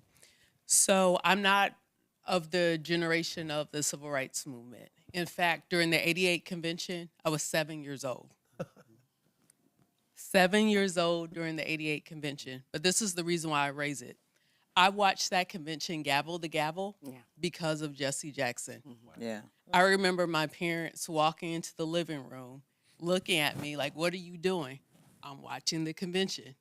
Why are you watching the convention? I was like, Jesse Jackson. My mom didn't believe me. She thought, 7 years old, I have a little bit of chores to do around the house. She thought I was trying to get out of doing whatever it is I was supposed to do. But it was something about that run that captured my imagination. And I literally watched a political convention gavel to gavel. Wow. And I was able to tell my parents about the speeches, about what was said, the topics, what was talked about. So now fast forward to July 2006, I'm in law school. I'm doing a clerkship with the NCAA in DC for the summer. And I find out that the Voting Rights Act is up for reauthorization. And it's being debated on the Senate floor. So it is Senator Kennedy, it's Senator Clinton, it's Senator McCain, all these other people debating the Voting Rights Act that day. So I managed to get a ticket to go sit in the Senate gallery to watch it. There's only like 2 other people there. The Capitol Hill intern who had to escort me into the Senate gallery, and then one other person. And I'm just watching the speeches about how important the Voting Rights Act is. Because, every 25 years, it's sunset, because apparently having permanent voting rights in this country is not something that the 1960s Congress decided that was important. So every 25 years. So as I'm sitting there, 2 people walk in. It's Reverend Jackson and it's Judge Mathis. Wow. And they sit a few seats over from me. We're literally the only people in the gallery who thought it was important enough to show up and witness the Voting Rights Act reauthorization. And so once again, I was 7 years old in '88. So now this is 2006. even though I'm not a part of the civil rights generation, what it taught me was it doesn't matter how old you get, it doesn't matter if the cameras go away. You still have to show up and be a witness to history. And so for me, that was the first time, not the last time I met him, but that was the first time that I met him. And that's the impression of Reverend Jackson that I'll always keep. Tributes have poured in from all around the world. Brittany Noble, the Black Star Network, has some of those. Brittany, what have folks been saying on social media and statements? Folks like President Barack Obama, President Bill Clinton, Secretary Hillary Clinton, and others. Take it away. Well, Roland, I want to start with a family statement. It is with profound sadness that we announce the passing of civil rights leader and founder of the Rainbow Push Coalition, the Honorable Reverend Jesse Louis Jackson Sr. He died peacefully on Tuesday morning, surrounded by his family. His unwavering commitment to justice, equality, and human rights helped shape a global movement for freedom and dignity. A tireless change agent, he elevated the voices of voiceless. From his presidential campaigns in the 1980s to mobilizing millions to register to vote, leaving an indelible mark on history. Reverend Jackson is survived by his wife, Jacqueline, their children, Sunita, Jesse Jr., Jonathan Yusuf, Jacqueline, daughter Ashley Jackson, and grandchildren. He was preceded in death by his mother, Helen Burns Jackson, father Noah Lewis Robinson, and stepfather Charles Henry Jackson. Our father was a servant leader not only to our family, but to the oppressed, the voiceless, and the overlooked around the world. The Jackson family said, we shared him with the world, and in return, the world became part of our extended family. His unwavering belief in justice, equality, and love uplifted millions, and we ask you to honor his memory by continuing the fight for the values he lived by. His school, North Carolina A&T University, sent this out on X. North Carolina A&T State University students, faculty, staff, and more than 70,000 alumni deeply mourn the passing of Reverend Jesse Jackson, a 1964 classmate, alumnus, global civil rights icon, and friend. His was a life truly well lived. Our hearts and thoughts and prayers go out to the Jackson family. Former President Barack Obama sent this out on X. Michelle and I are deeply saddened to hear about the passing of a true giant, the Reverend Jesse Jackson. We will always be grateful for Jesse's lifetime of service and the friendship our families share. We stood on his shoulders. We send our deepest condolences to the Jackson family and everyone in Chicago and beyond who knew and loved him. Bernice King said this, Reverend Jesse Jackson Sr. devoted his life to lifting people in poverty, the marginalized, and those pushed to society's edges. Through Operation Push, he pushed barriers and opened doors so Black people and other excluded communities could step into opportunity and dignity. With the Rainbow Coalition, he cast a bold vision of an inclusive society, uniting people across race, class, and faith to build power together and expand the table of economic opportunity. He was a gifted negotiator and a courageous bridge builder, serving humanity by bringing calm into tense rooms and creating pathways where none existed. My family shares a long and meaningful history with him, rooted in a shared commitment to justice and love. As we grieve, we give thanks for a life that pushed hope into weary places. May we honor his legacy by widening opportunity, uplifting the vulnerable, and building the beloved community. I send my love and prayers to the Jackson family. Al Sharpton reacted on X this morning as well. He said, my mentor, Reverend Jesse Jackson, has passed. I just prayed with his family by phone.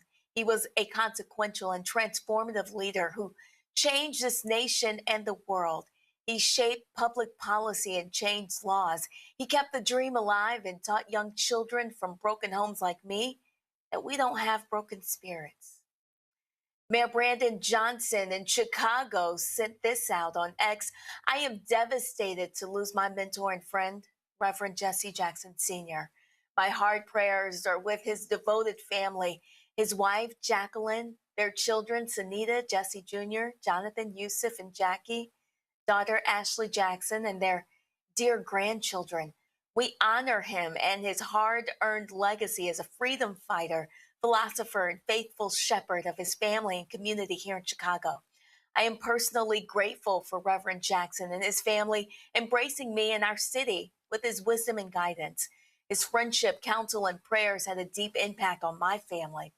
In honor of Reverend Jackson's service and as our city mourns, the Chicago flag will lower to half staff.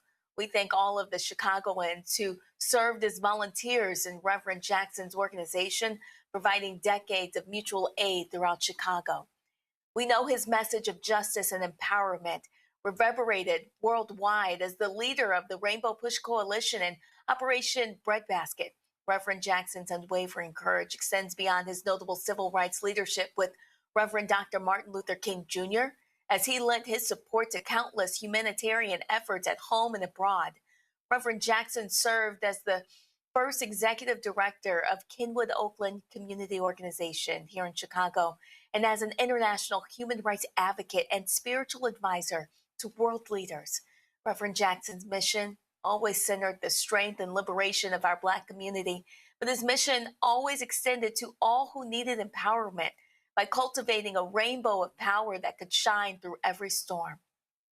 Reverend Jackson intimately understood that what was at stake in affirming the humanity of working people. He never lost sight that those fighting for justice are entitled to the most basic needs of health and nutrition, housing, education, and jobs in order to achieve their greatest potential. Reverend Jackson held strong to his truth that we all are somebody. He preached that the flame of hope exists in all of us, and it is our power and responsibility to unify that flame amongst our neighbors to improve our present conditions and secure a future where we can all thrive. As we lift up his life and wrap our arms around his family and all those who loved him, I ask you to anchor your hope in action to honor Reverend Jackson's enduring contributions. He believed in you and found hope in humanity. Do something today to keep hope alive. Kamala Harris said this: Reverend Jesse Jackson was one of America's greatest patriots. He spent his life summoning all of us to fulfill the promise of America and building the coalitions to make that promise real. Son of Greenville, South Carolina, Reverend Jackson first rose to the national stage as one of the young leaders of the civil rights movement. His presidential runs in 1984 and 1988 electrified millions of Americans and showed them what could be possible. From Washington, D.C. to the Bay Area, from the Mississippi Delta to Appalachia, from South Africa to the south side of Chicago, Reverend Jackson gave a voice to people who were removed from power and politics. He let us know our voices mattered. He instilled in us that we are somebody, and he widened the path for generations to follow in his footsteps and lead. As a young law student, I would drive back and forth from Oakland, where I lived, to San Francisco, where I went to school. I had a bumper sticker in the back window of my car that read Jesse Jackson for president. As I would drive across the Bay Bridge, you would not believe how people from every walk of life would give me a thumbs up or a hunk of support. They were small interactions, but they exemplified Reverend Jackson's life and work, lifting up the dignity of working people, building community and coalitions, and strengthening our democracy and nation. I was proud to partner with and learn from him on his work throughout my career, and I'm so grateful for the time we spent together this January. Reverend Jackson was a selfless leader, mentor, and friend to me and so many others. Doug and I are praying for Jacqueline, their children and grandchildren, the Rainbow Push Coalition, and millions of people across our country and around the world whose lives he impacted. Today and every day, we will carry his call to keep hope alive. And former President Bill Clinton said this: Hillary and I are deeply saddened by the passing of Reverend Jesse Jackson and give thanks for his long, good life. We were friends for almost 50 years since we met in 1977 at the 20th anniversary of the integration of Little Rock Central High. From his early days working with Dr. Martin Luther King Jr. to his founding of the organizations now united as Rainbow Push, to his efforts to free innocents and promote fair elections around the globe, Reverend Jesse Jackson championed human dignity and helped create opportunities for countless people to live better lives. Throughout it all, he kept marching to the music of his conscience, his convictions, and his causes. Reverend Jackson never stopped working for a better America with brighter tomorrows, including his historic campaigns for the presidency in 1984 and 1988. He championed the concerns of Black, Latino, Asian, and lower income white Americans. I will always be grateful for the friendship he gave Hillary, Chelsea, and me. Proud to have nominated him as my special envoy for the promotion of democracy in Africa, and honored to present him with the Presidential Medal of Freedom. Hillary and I loved him very much. Our hearts and prayers go out to Jackie, their children and grandchildren, and all the people across America and around the world who were inspired by his service to humanity. The NAACP said this: rest in power to Reverend Jesse Jackson. Today we honor a giant whose voice, courage, and love for our people shaped generations. Reverend Jesse Jackson was not only a civil rights icon, he was family to the NAACP. His legacy sits at the heart of our work and at the center of this nation's fight for justice. We carry his light forward. Senator Joyce Beatty said this: today our nation mourns the loss of Reverend Jesse Louis Jackson Sr., a towering figure in the fight for justice, voting rights, and human dignity. Reverend Jackson was a moral voice for the voiceless, a fearless advocate for the poor and marginalized, and a champion for civil and human rights here at home and around the world. I've been honored to know him personally, to walk beside him, to march with him, and to stand with him in the continuing struggle for justice. From my earliest years to the night he stood by me during my first election to Congress, and throughout the years since, Jesse was a great friend and advisor who will always remain in my heart. Even in his health struggles, his presence continued to remind us of his unshakable belief that democracy thrives when people show up, speak up, and exercise their power. Reverend Jackson helped carry the civil rights movement into the modern era, showing that racial justice, economic justice, voting rights, and representation are inseparable.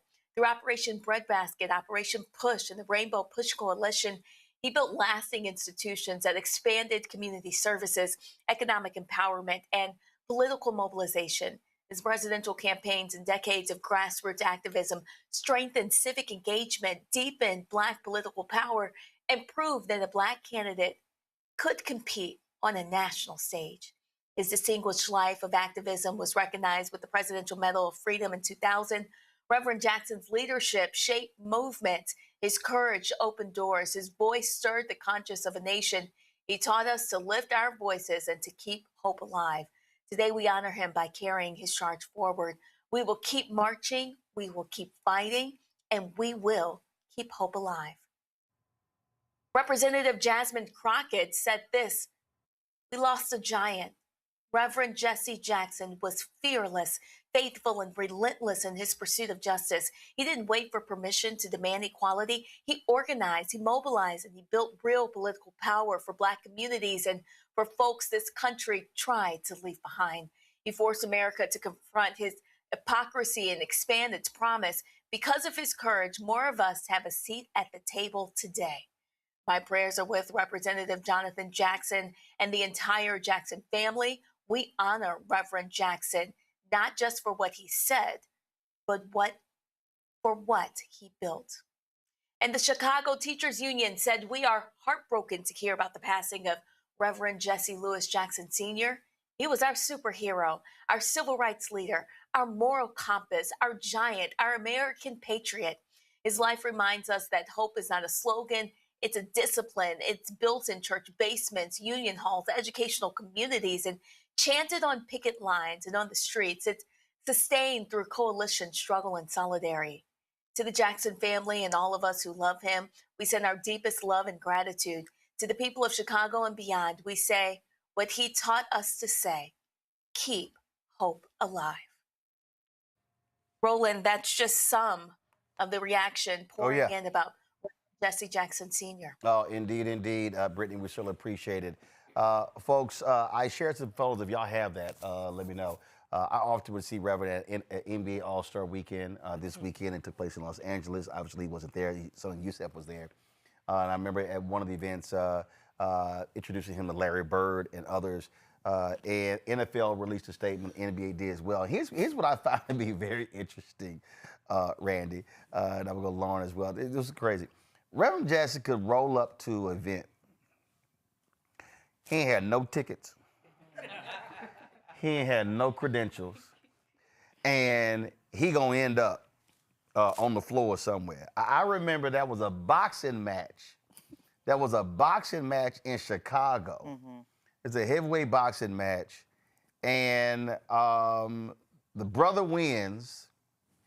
Reverend is in the ring.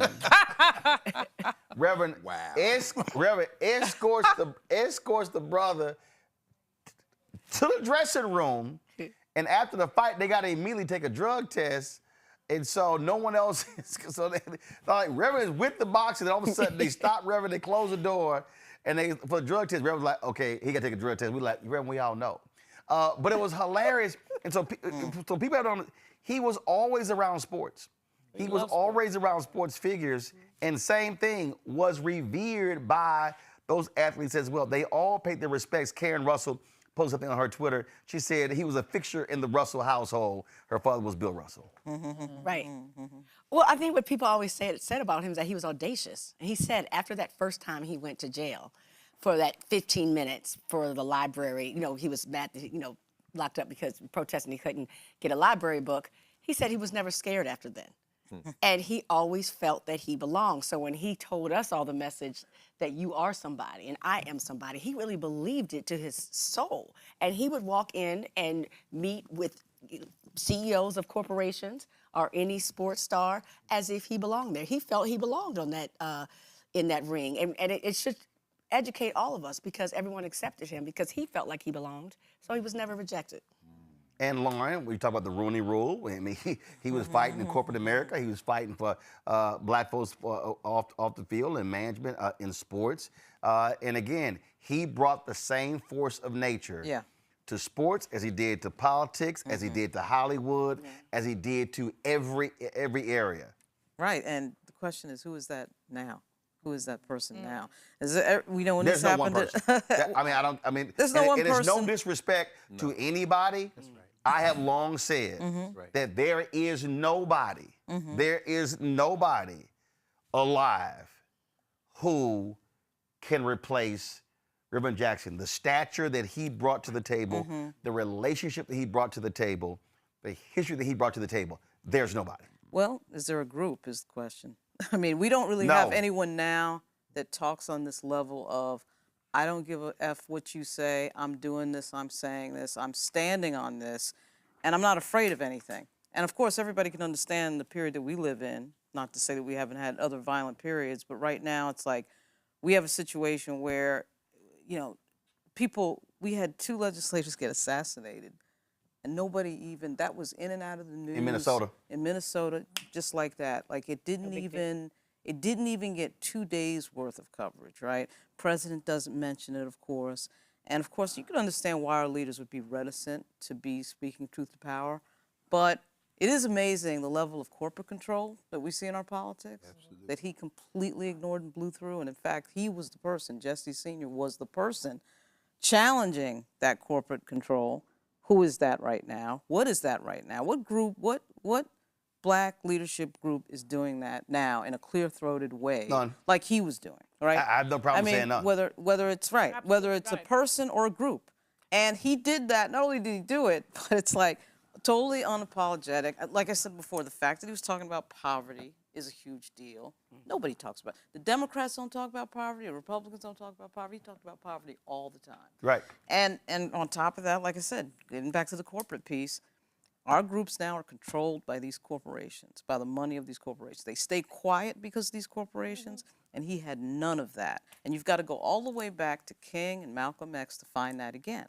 And who is that now is the question. Who takes that mantle? So, Avis, the reason I think, reason I say none, is because when we talk about the currency, what scared them, what scared the sports leagues, what scared corporate America, Michael talked about it, is what scared the party. He could bring the army with him. Exactly. And so the problem today, and I was literally having this conversation with a couple of people at the All-Star Weekend in LA, is that too many of our groups are insular. The black community writ large ain't got a clue what they doing. They aren't seen. They aren't communicating with them. They're not touching the people. I had some fool who's on social media, Roland, the community been trying to get with you. I was like, first of all, fool, we ain't never heard of you. This little ignorant pastor out of Detroit. I was like, we ain't never heard of you. And I said, I know how many black neighborhoods I can walk into. I'm like, what the hell are you talking about? And that's part of the deal. The fact that Reverend Jackson, as Jeff said, would rather go to a soul food restaurant than Ruth Chris Steakhouse, because he understood he understood his base. Yes. And so that's and the last point before you speak to that is that the reason cats today can't do it is because too many people today are rhetorical leaders. They talk and they speak on social, but there's no work behind it. Go ahead. Right. There's so many things, and you're exactly right. What we are facing right now has been the very targeted and very effective silencing of what I call the nonprofit industrial complex. Yep. Because what happens here is our nonprofits are reliant on foundations as well as corporations, which have both been kneecapped in different ways by this administration. And so as a result of that, they have just been trying to survive what happened to them last year and have been, silenced to a great degree. Before this administration, they were silent because of the corporate money. Before Donald Trump. I would say both. I would say both. That would funding say corporations, and it's not just corporations. And the reason why I'm saying foundations is because he who pays the money calls the tune. Absolutely. The way the nonprofit industrial complex works is you don't get to do or talk about or focus on those things that you, as the organization, believes may matter. You focus on those things that you get paid to do work on. Exactly. And those agendas are set by the foundation. So it's all of that. All of that is the problem. It's so funny, Julian. I'm at the NBA Tech Summit, and I'm having a conversation with a brother, Greg. He's our alpha brother, Michael. Don't hate. Don't hate. Congratulations. I might let you celebrate. Oh my! And we were talking about this idea of doing a raise, a money raise. And I've had so many people approach me and say, "Man, you need to do a raise. I mean, you need to build scale." And my response always is, "Well, first of all, going out and raising money is easy." I said, "But if the advertising spigot ain't turned on, then all you're going to end up doing is raising money, spending the money, burning through the money, and you're not going to be able to increase your revenue. Now you're going to be forced out to go and raise more money to pay the first investors back. Now you're diluting your equity." And then he said, and the other thing is, he said, people like me, he said, if we invest in companies, we want a say. And he said, you have the freedom that no one can tell you what to say and what to cover. And so it goes to your point there. You cannot have so many tentacles in you. So it prevents you from saying what needs to be said, which I go back to what my criticism of so many people was. Too many black folks did not give back and invest. So if you were a company and Reverend Jackson helped you get a $10 million contract, you should have given 5% back to Rainbow Push. Right. No question. Absolutely. I mean, So, because our freedom fighters have to have the freedom to fight and not be handcuffed because, say, a corporation has bought a table or is funding the scholarships, and now they can't say what we need them to say and do what we need them to do. Well, 3 quick points. First of all, you're absolutely right about Rainbow. Reverend, we have I forget the name of it, but it's like a bureau. It's which basically businesses come on the Saturdays. He tries to hook people up with the and that literally goes all the way back to Operation Breadbasket. That's literally what they did. And I could tell you, probably 1 out of 10 ever gives back. Wow. They show up. They smooze. They Saturday morning they come to breakfast. He calls people out, and they don't give back. So that's number one. Number two, we cannot, while this administration has been crippling, I think we do ourselves a disservice if we put too much emphasis on this administration.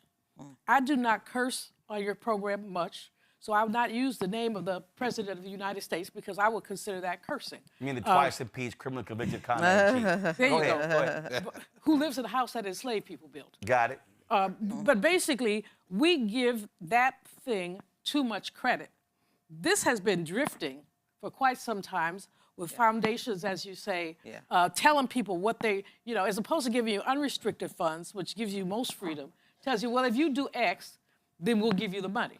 Well, X may not be, I've seen folks like Melanie. I mean, you got running in circles because you want to please the funder. Right. And this was happening before that man. So we cannot, the predatory capitalism and the exploitation of poor people, and thank you, Lauren, for raising that, that was pre that man. I mean, we've been drifting towards this empire. We've been drifting toward for quite some time.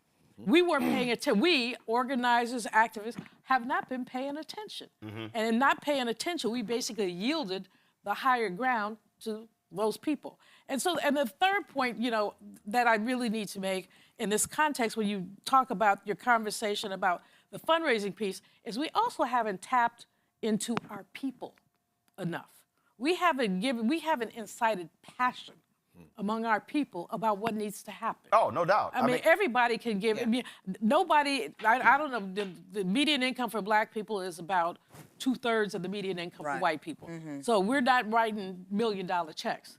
But if 10,000 people give $10, no, the reality is black people, based upon because of proportion, our giving rate is actually higher than of white people. Absolutely. Black people, we give. Now, for the most part, we give to churches, but our giving exceeds white folks. Oh, no, absolutely. But so you're we right. do that, and so you're right. But it's mostly church, and then we give to our alma maters if they're HBCUs, Right. But, although not as much as they should. Right, but the thing, but what you just laid out is, and I was going to bring Mustafa in this here, to that point, this shows an example. Again, I'm in LA.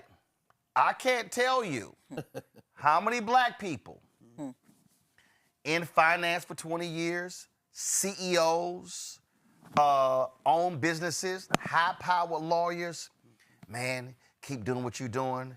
Brother, you doing it. Right. We need your voice. Right. Keenan can give me the latest number. I know it exceeds 36,000, maybe close to 37,000. I can pull the list. Not one of the people Right. this weekend, from Thursday to Sunday, who was telling me how valuable my voice is, man, keep fighting, keep doing. Not one of those people have given $1 to this show. Wow. But to Julian's point, it's a whole bunch of people who've given $1, 5, 10, 15, 20. I got 4 people who have tied to this show every month for 7 years. Wow. I know their names because I see they check every month. So to that point, we can't keep saying to, right, who's going to fight for us? Well, if we're not prepared to fund the fight. The question becomes, do we want to be free? And freedom ain't free. Right, freedom costs. And I was sitting here listening to all the amazing stories about Reverend Jackson, and something kept reverberating in the back of my head that he was a part of the 3rd iteration of Moses, right? So the first Black Moses of the Bible was about helping people to be free. The second Black Moses, of course, was Harriet Tubman, who was trying to help people to be free. Reverend Jackson was also trying to help people to be free. And a part of that freedom was understanding the power that you have when you utilize it on the economic justice side of it, on the health justice side of it, on the civil rights justice side of it.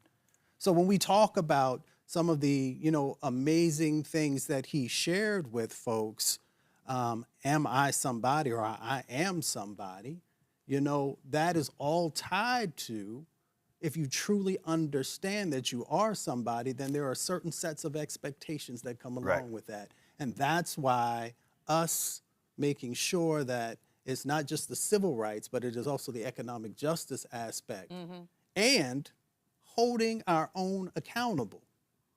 Because if we have all these black folks who are doing amazing things as CEOs and others, but we don't never hold them accountable, then the behavior will continue. Michael, I've called out, and this is final comments, I've called out, there are a lot of black folks who are on boards of directors because of the work of Reverend Jesse Jackson Sr., Earl Graves, and others. And I've always said that if you are a black person on a corporate board and that corporation looks the same 5, 10 years later after you join, then you fail black people. If all you've done is collect your stock options and that corporate check for being on the board, and you do not expand opportunities for black people, you've actually wasted what Reverend Jackson and Earl Graves fought for, because they were fighting for you to be on there to actually do those things. Right. And same thing, whether you are a black CEO, whether you are a black senior executive, I can tell you right now, the worst folk we've had to confront in terms of black-owned media and advertising dollars is a black exec in a company or an ad agency. Right. No question. I'm talking, and so this is where, to Mustafa's point, and they get mad at me because they like, damn dog, why you calling people out? Because we can't continue to let folk profit in silence. And the rest of the community starves. Your final comment on this tribute show to Reverend Jackson. I'm glad that, I think it was, I forgot who left before Ms. Barry. She mentioned to the family. Very caring, wonderful family. Jesse Jr. and I, when we were, getting coffee and making copies for folks, good friend, good dude. Reached out to Jonathan today. My sister talked to Santita. So it's a family that obviously should be uplifted and prayed for. But their dad is amazing person. He would say, he called me Brownie. He'd say, look, Brownie, I need some chicken. I need some chicken. And his favorite for you DC people, Church's was his favorite chicken. Yeah. Wow. I don't know what it was in Chicago. I can't speak to New York. Can't speak to anybody. Chicago's probably Harold's Chicken. Maybe Harold's. They probably went to Houston. It was French's. Oh yeah, it was definitely French's. Anyway, here was Church's. And the soul food place is a place called Georgine's, the Player Lounge in Southeast. Nice. That was the soul food place when you get the full dinner. Anyway. Players, that's it's still there. So I'm standing around waiting for him to, give me a 20 or something.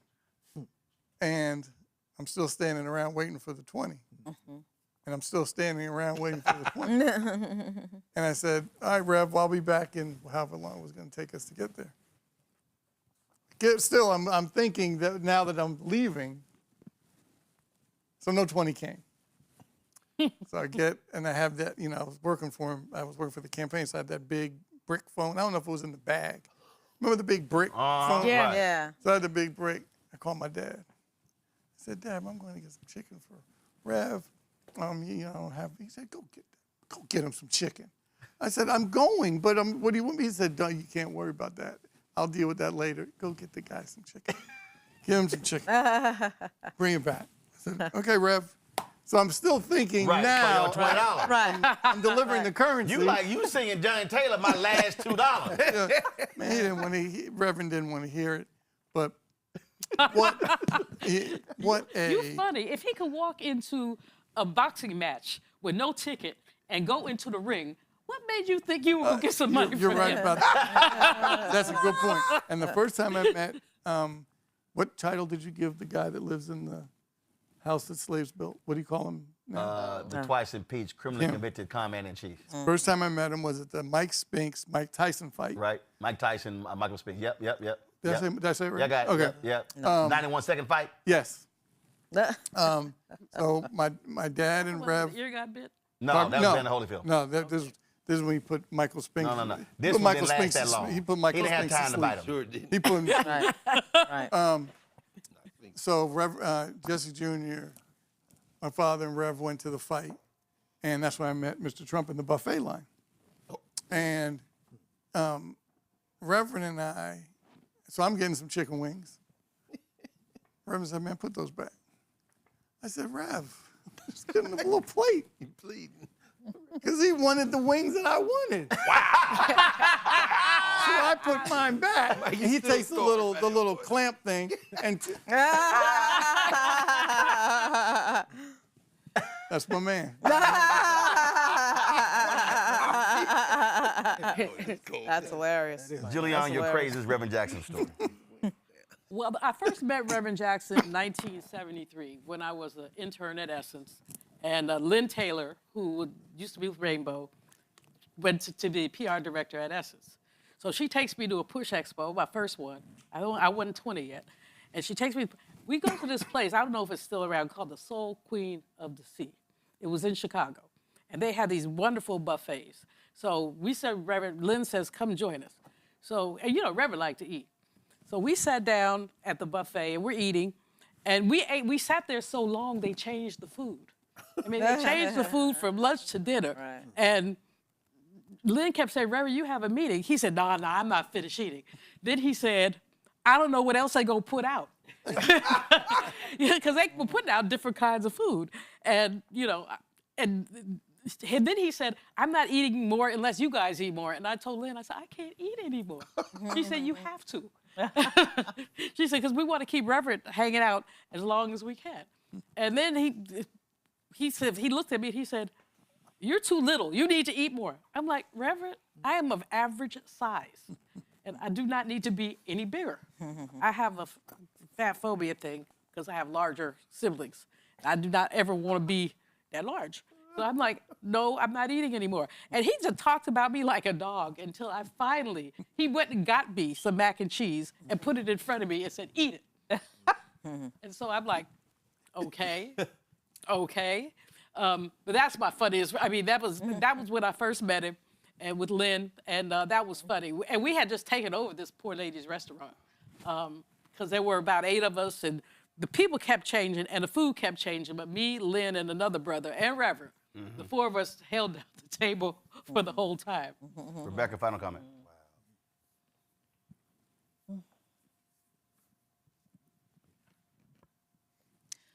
So I think this show is important, but I also think it's going to be very important in how we tell the story of Reverend Jackson, because we can't allow the history books to tell the story. Because if the history books tell the story, they'll lie. They'll lie, but even worse, all of his accomplishments, they would give credit to those white politicians. Oh, yeah. True that. Great. It's important to the Black Star Network, what we always say, independence. I agree with what Cliff said. You know, if this country is here in 50 years, and I'm not at all sure it will be, even the world for that matter. We watched what Marco Rubio's insane speech last week. You know. It might not be 84 and 88. It might be 72. Because it's clear this thing is being renegotiated. Yeah. And Jackson's instincts, his missteps, his triumphs, speak not just to a singularly unique human being, but to the institutions that produced him. His family, like you said, that speech in 88, absolutely brilliant, but at the same time, he was raised by a community there in South Carolina. That logo on your chest, my niece is there as a first-year student, you know, and she's part of that crew who is now beginning to understand who Jesse Jackson is. Because they didn't know. My students didn't know, don't know. But it's our responsibility, as you say, Rebecca, we got to help them know. That's right. The church, SCLC, everything we've talked about tonight and more. One name we haven't mentioned, though, that we should raise because it speaks to the brain trust staff to Jesse Jackson, the great Ron Walters. Oh, yes. I Those political scientists at Howard. mentioned Oh, yeah, you did. Oh, yeah. I'm just thinking, because the vision, those thinkers, you know, I think finally Jackson was the bridge between all those generations that fought apartheid, and since then. And yeah, Lauren, I don't know where this is going, but I know it ain't going nowhere with these politicians we got now because they are not part of that. Okay, They I feel like benefited, curse but they are particularly. not part of Yeah. this. Yeah. Lauren. The cursing. Wow, there's And so don't much forget to Ron say. Daniels. Eat Ron Daniels too, absolutely. You know what? I just really, I just really the thing I think about is watching him on TV. I was, a little nerd kid that liked politics. My first convention was actually '92, Madison Square Garden. My dad was a cop, and he just walked me into that, right? So I didn't, in person see '88, but I saw it on TV, and I remember thinking that in '84, Mario Cuomo, of course, is governor of New York, and he did the Shining City on the Hill speech. I remember that so well, even as a kid. And I always thought the Jackson speech 4 years later was a counter to that speech in a way. Even though it may not have intentionally been, it kind of felt like it was. But at any rate, I was glued to the TV for Reverend Jackson. I also was in Grant Park for Barack Obama. I didn't see Jesse Sr. there. I could see from where I was sort of in a little media area. I could see the president-elect clearly, but I never saw Reverend until, of course, the famous photo of him crying in the crowd. Absolutely. At any rate, I just think the sweep of history that he covers, we see these photos today. I saw several photos. I actually thought they were AI when I first saw them, but they were coming out from the King Center. So I read that, I believed them. But anyway, the early photos of him and Reverend King, MLK. And it's incredible, the sweep of history that he covered. He started so young. And he, of course, it's like, 12 years after Shirley Chisholm. And then he ends up being the person who propels the first black president of the United States into office. It is an incredible run. And what can you say, Roland? The 7 minutes that you played, I've heard that so many times. And listening to it again, you never get tired of it. Nope. You never get tired of it. Classic. And when he does that run at the end, and he just says the words, "Keep hope alive," I also just would end by saying this. I like that the director didn't F it up. You get the pictures of the faces, black and white, reacting to him. Yep. So many times we see a speech in person. You maybe go back and see it later. This is, of course, the age of the VHS, but thanks to C-SPAN and everybody else, you can see the proper movement of the camera to people black and white reacting in real time, standing up and clapping. You can see people in the place that don't seem to be Jackson delegates reacting. It was just unbelievable. I don't think he brought the role of oratory up. Nobody could compete with that after that. I think Barack Obama, of course, as a younger Barack Obama, probably saw that and said, I've got to at least try to get to that, but nobody can get to it. Amazing. Obama gave a nice speech.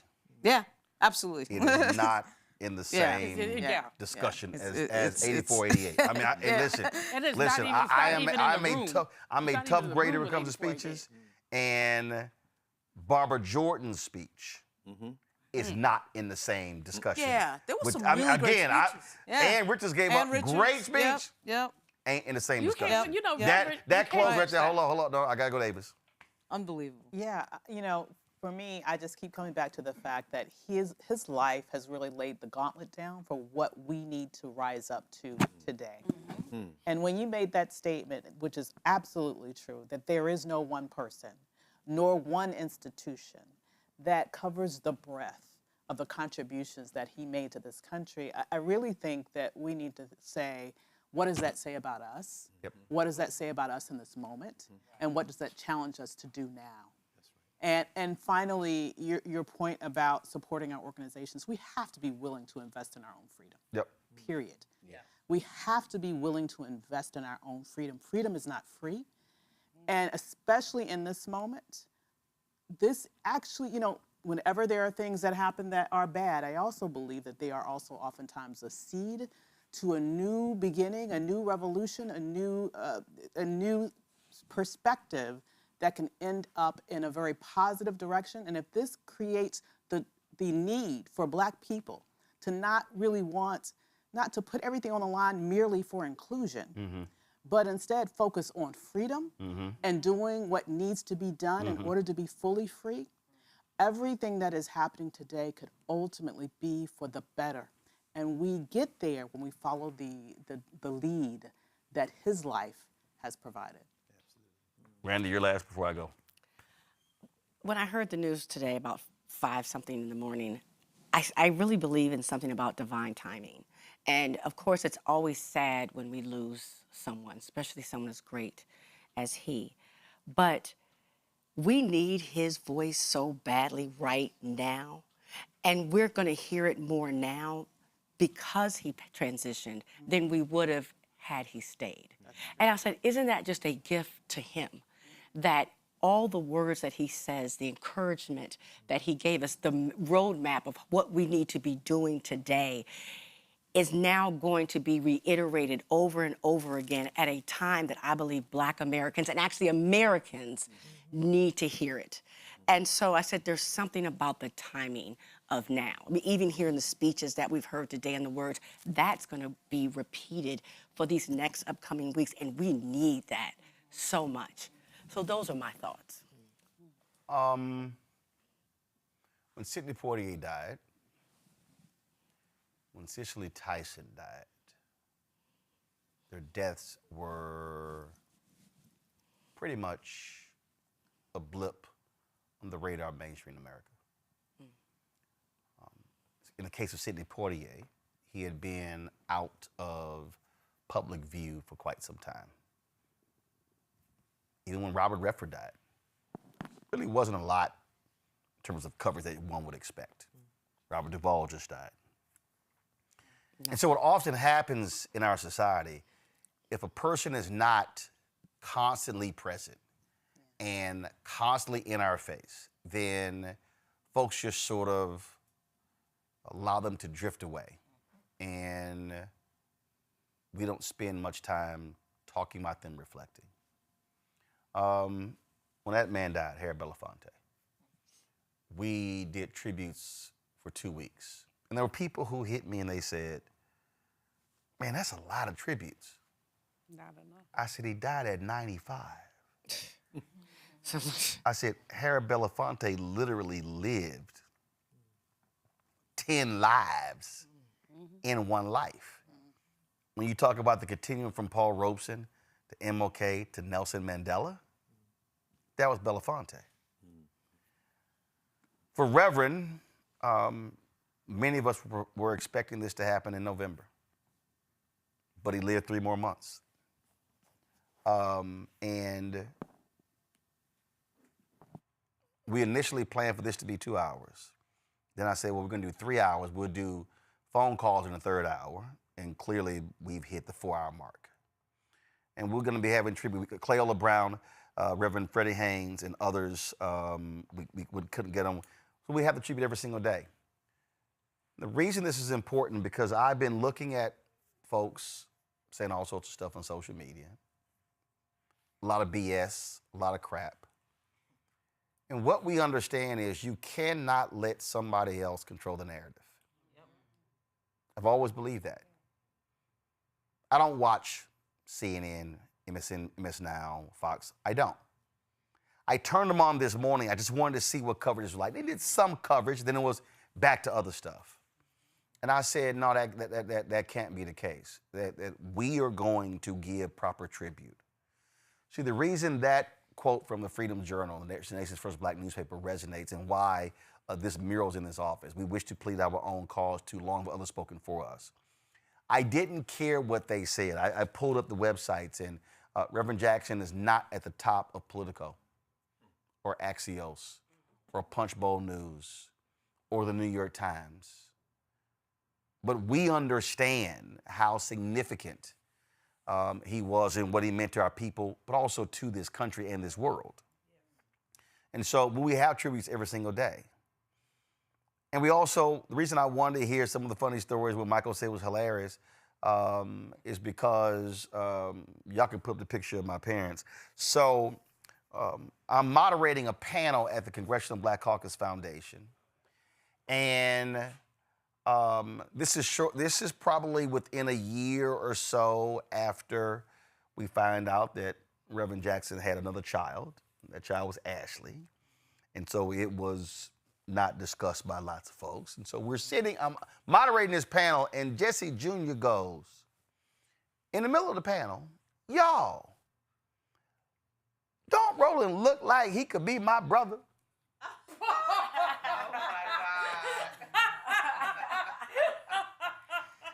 And Reverend Jackson goes, check the birth certificate. Now I'm moderating the panel, and I go, clearly we've gotten over the baby. Yeah. That's my response. And the room cracked up laughing. James Bevel was in the room. It was hilarious, crazy. I would ask that child if he took his meds that day. I'm trying. So I'm in Chicago. My parents come to visit, and it was some reception or something. That photo was actually for the MLK Memorial in 2011, but it happened. But it was before that. I was like, Reverend, this is my daddy. This is my mama. And as you can see, I look like both of them.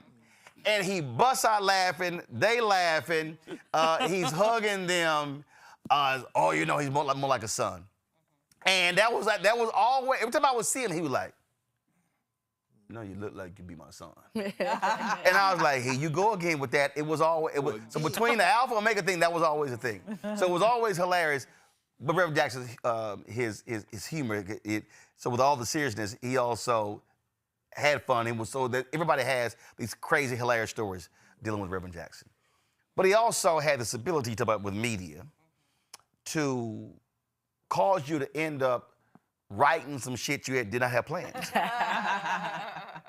Reverend Jackson would call you and would essentially talk his way into you writing a story about him on a topic.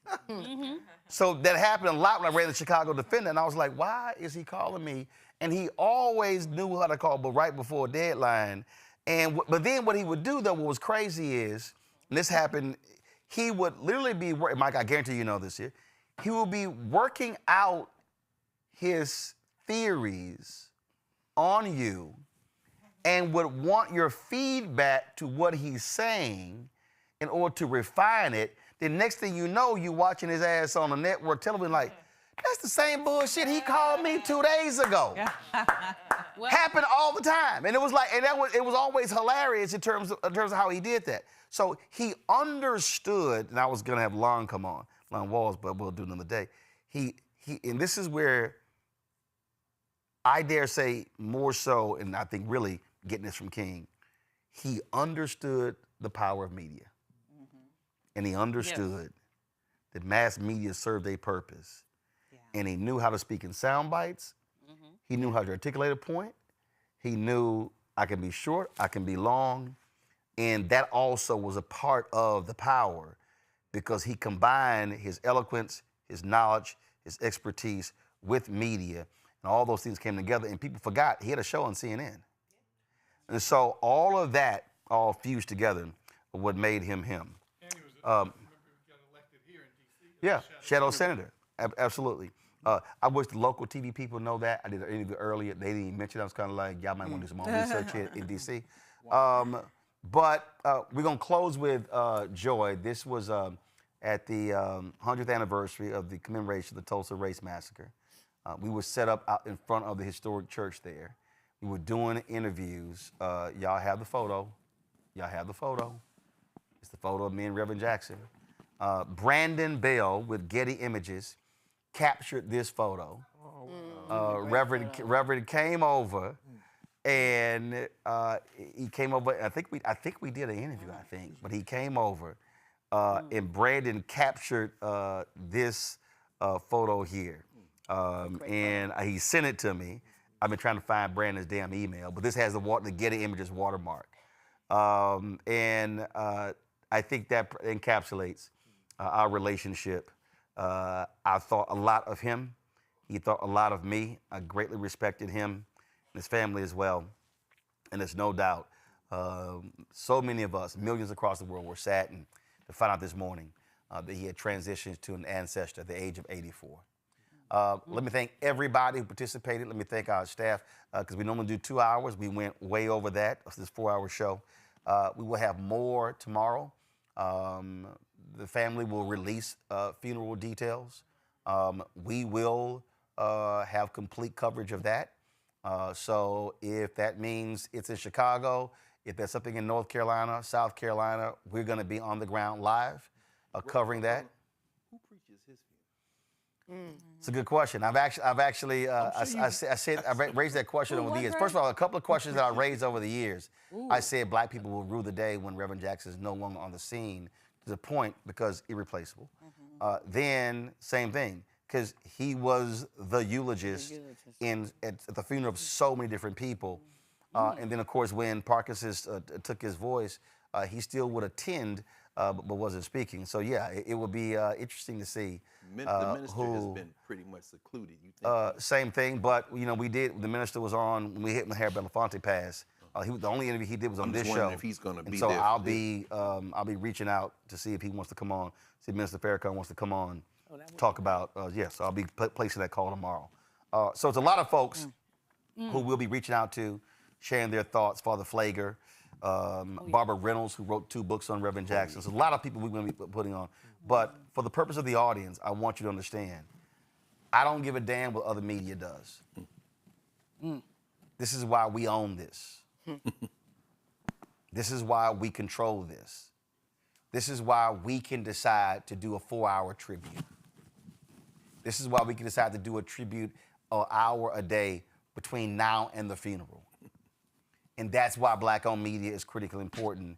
And the last point I'll say, out of all of the civil rights and preachers and other folk I've dealt with, Reverend Jackson completely understood, valued, and respected black-owned media. Yes, he did. Black-owned media was never secondary to Reverend Jackson. Never secondary, and that also is absolutely important. Folks, if y'all want to support the work that we do, which nobody else in black-owned media is doing, please support us via joining our Bring the Funk fan club. As I said, we've had almost 37,000 donors since we launched this show, September 4th, 2018. And so if you want to contribute via Cash App, you Stripe QR code. You see it right here on the screen. That's for Cash App and credit cards. Check some money or to make it payable to Roland Martin Unfiltered, P.O. Box 57196, Washington, D.C., 2003-7-0196. PayPal's R. Martin Unfiltered, Venmo, RM Unfiltered, Zelle, Roland at RolandSMartin.com, Roland at RolandMartinUnfiltered.com. Download the Black Star Network app, Apple phone, Android phone, Apple TV, Android TV, Roku, Amazon Fire TV, Samsung Smart TV. Be sure to support us with our products. Of course, you want to get our swag, our shirts, hats, T-shirts, all that good stuff. Go to shopblackstarnetwork.com. Then also, listen, Reverend Jackson understood the importance of black-owned companies. All of the products that you see on the Shop Black Star Network, those are black-owned companies. So whether it's toilet paper, whether it's candles, whether it's art, you name it, all of those companies, Randy got her truthing cards on there. All of these companies are black-owned companies. And when you buy their products through our website, you're also supporting this show as well because some of the proceeds go back to us. And so go to our marketplace at shopblackstarnetwork.com. You also know I believe in all black-owned media. Fanbase is a social media app. Every one of us should have an account. Download Fanbase today and support them as well. Folks, that is it for us. We want to thank all of y'all for watching. Y'all have been hanging tight. Several thousand folks have been watching us on our app, on YouTube, on Facebook, and we appreciate all of you. We will see you tomorrow as we continue to celebrate the life and legacy of the iconic Reverend Jesse Louis Jackson Sr. See you tomorrow.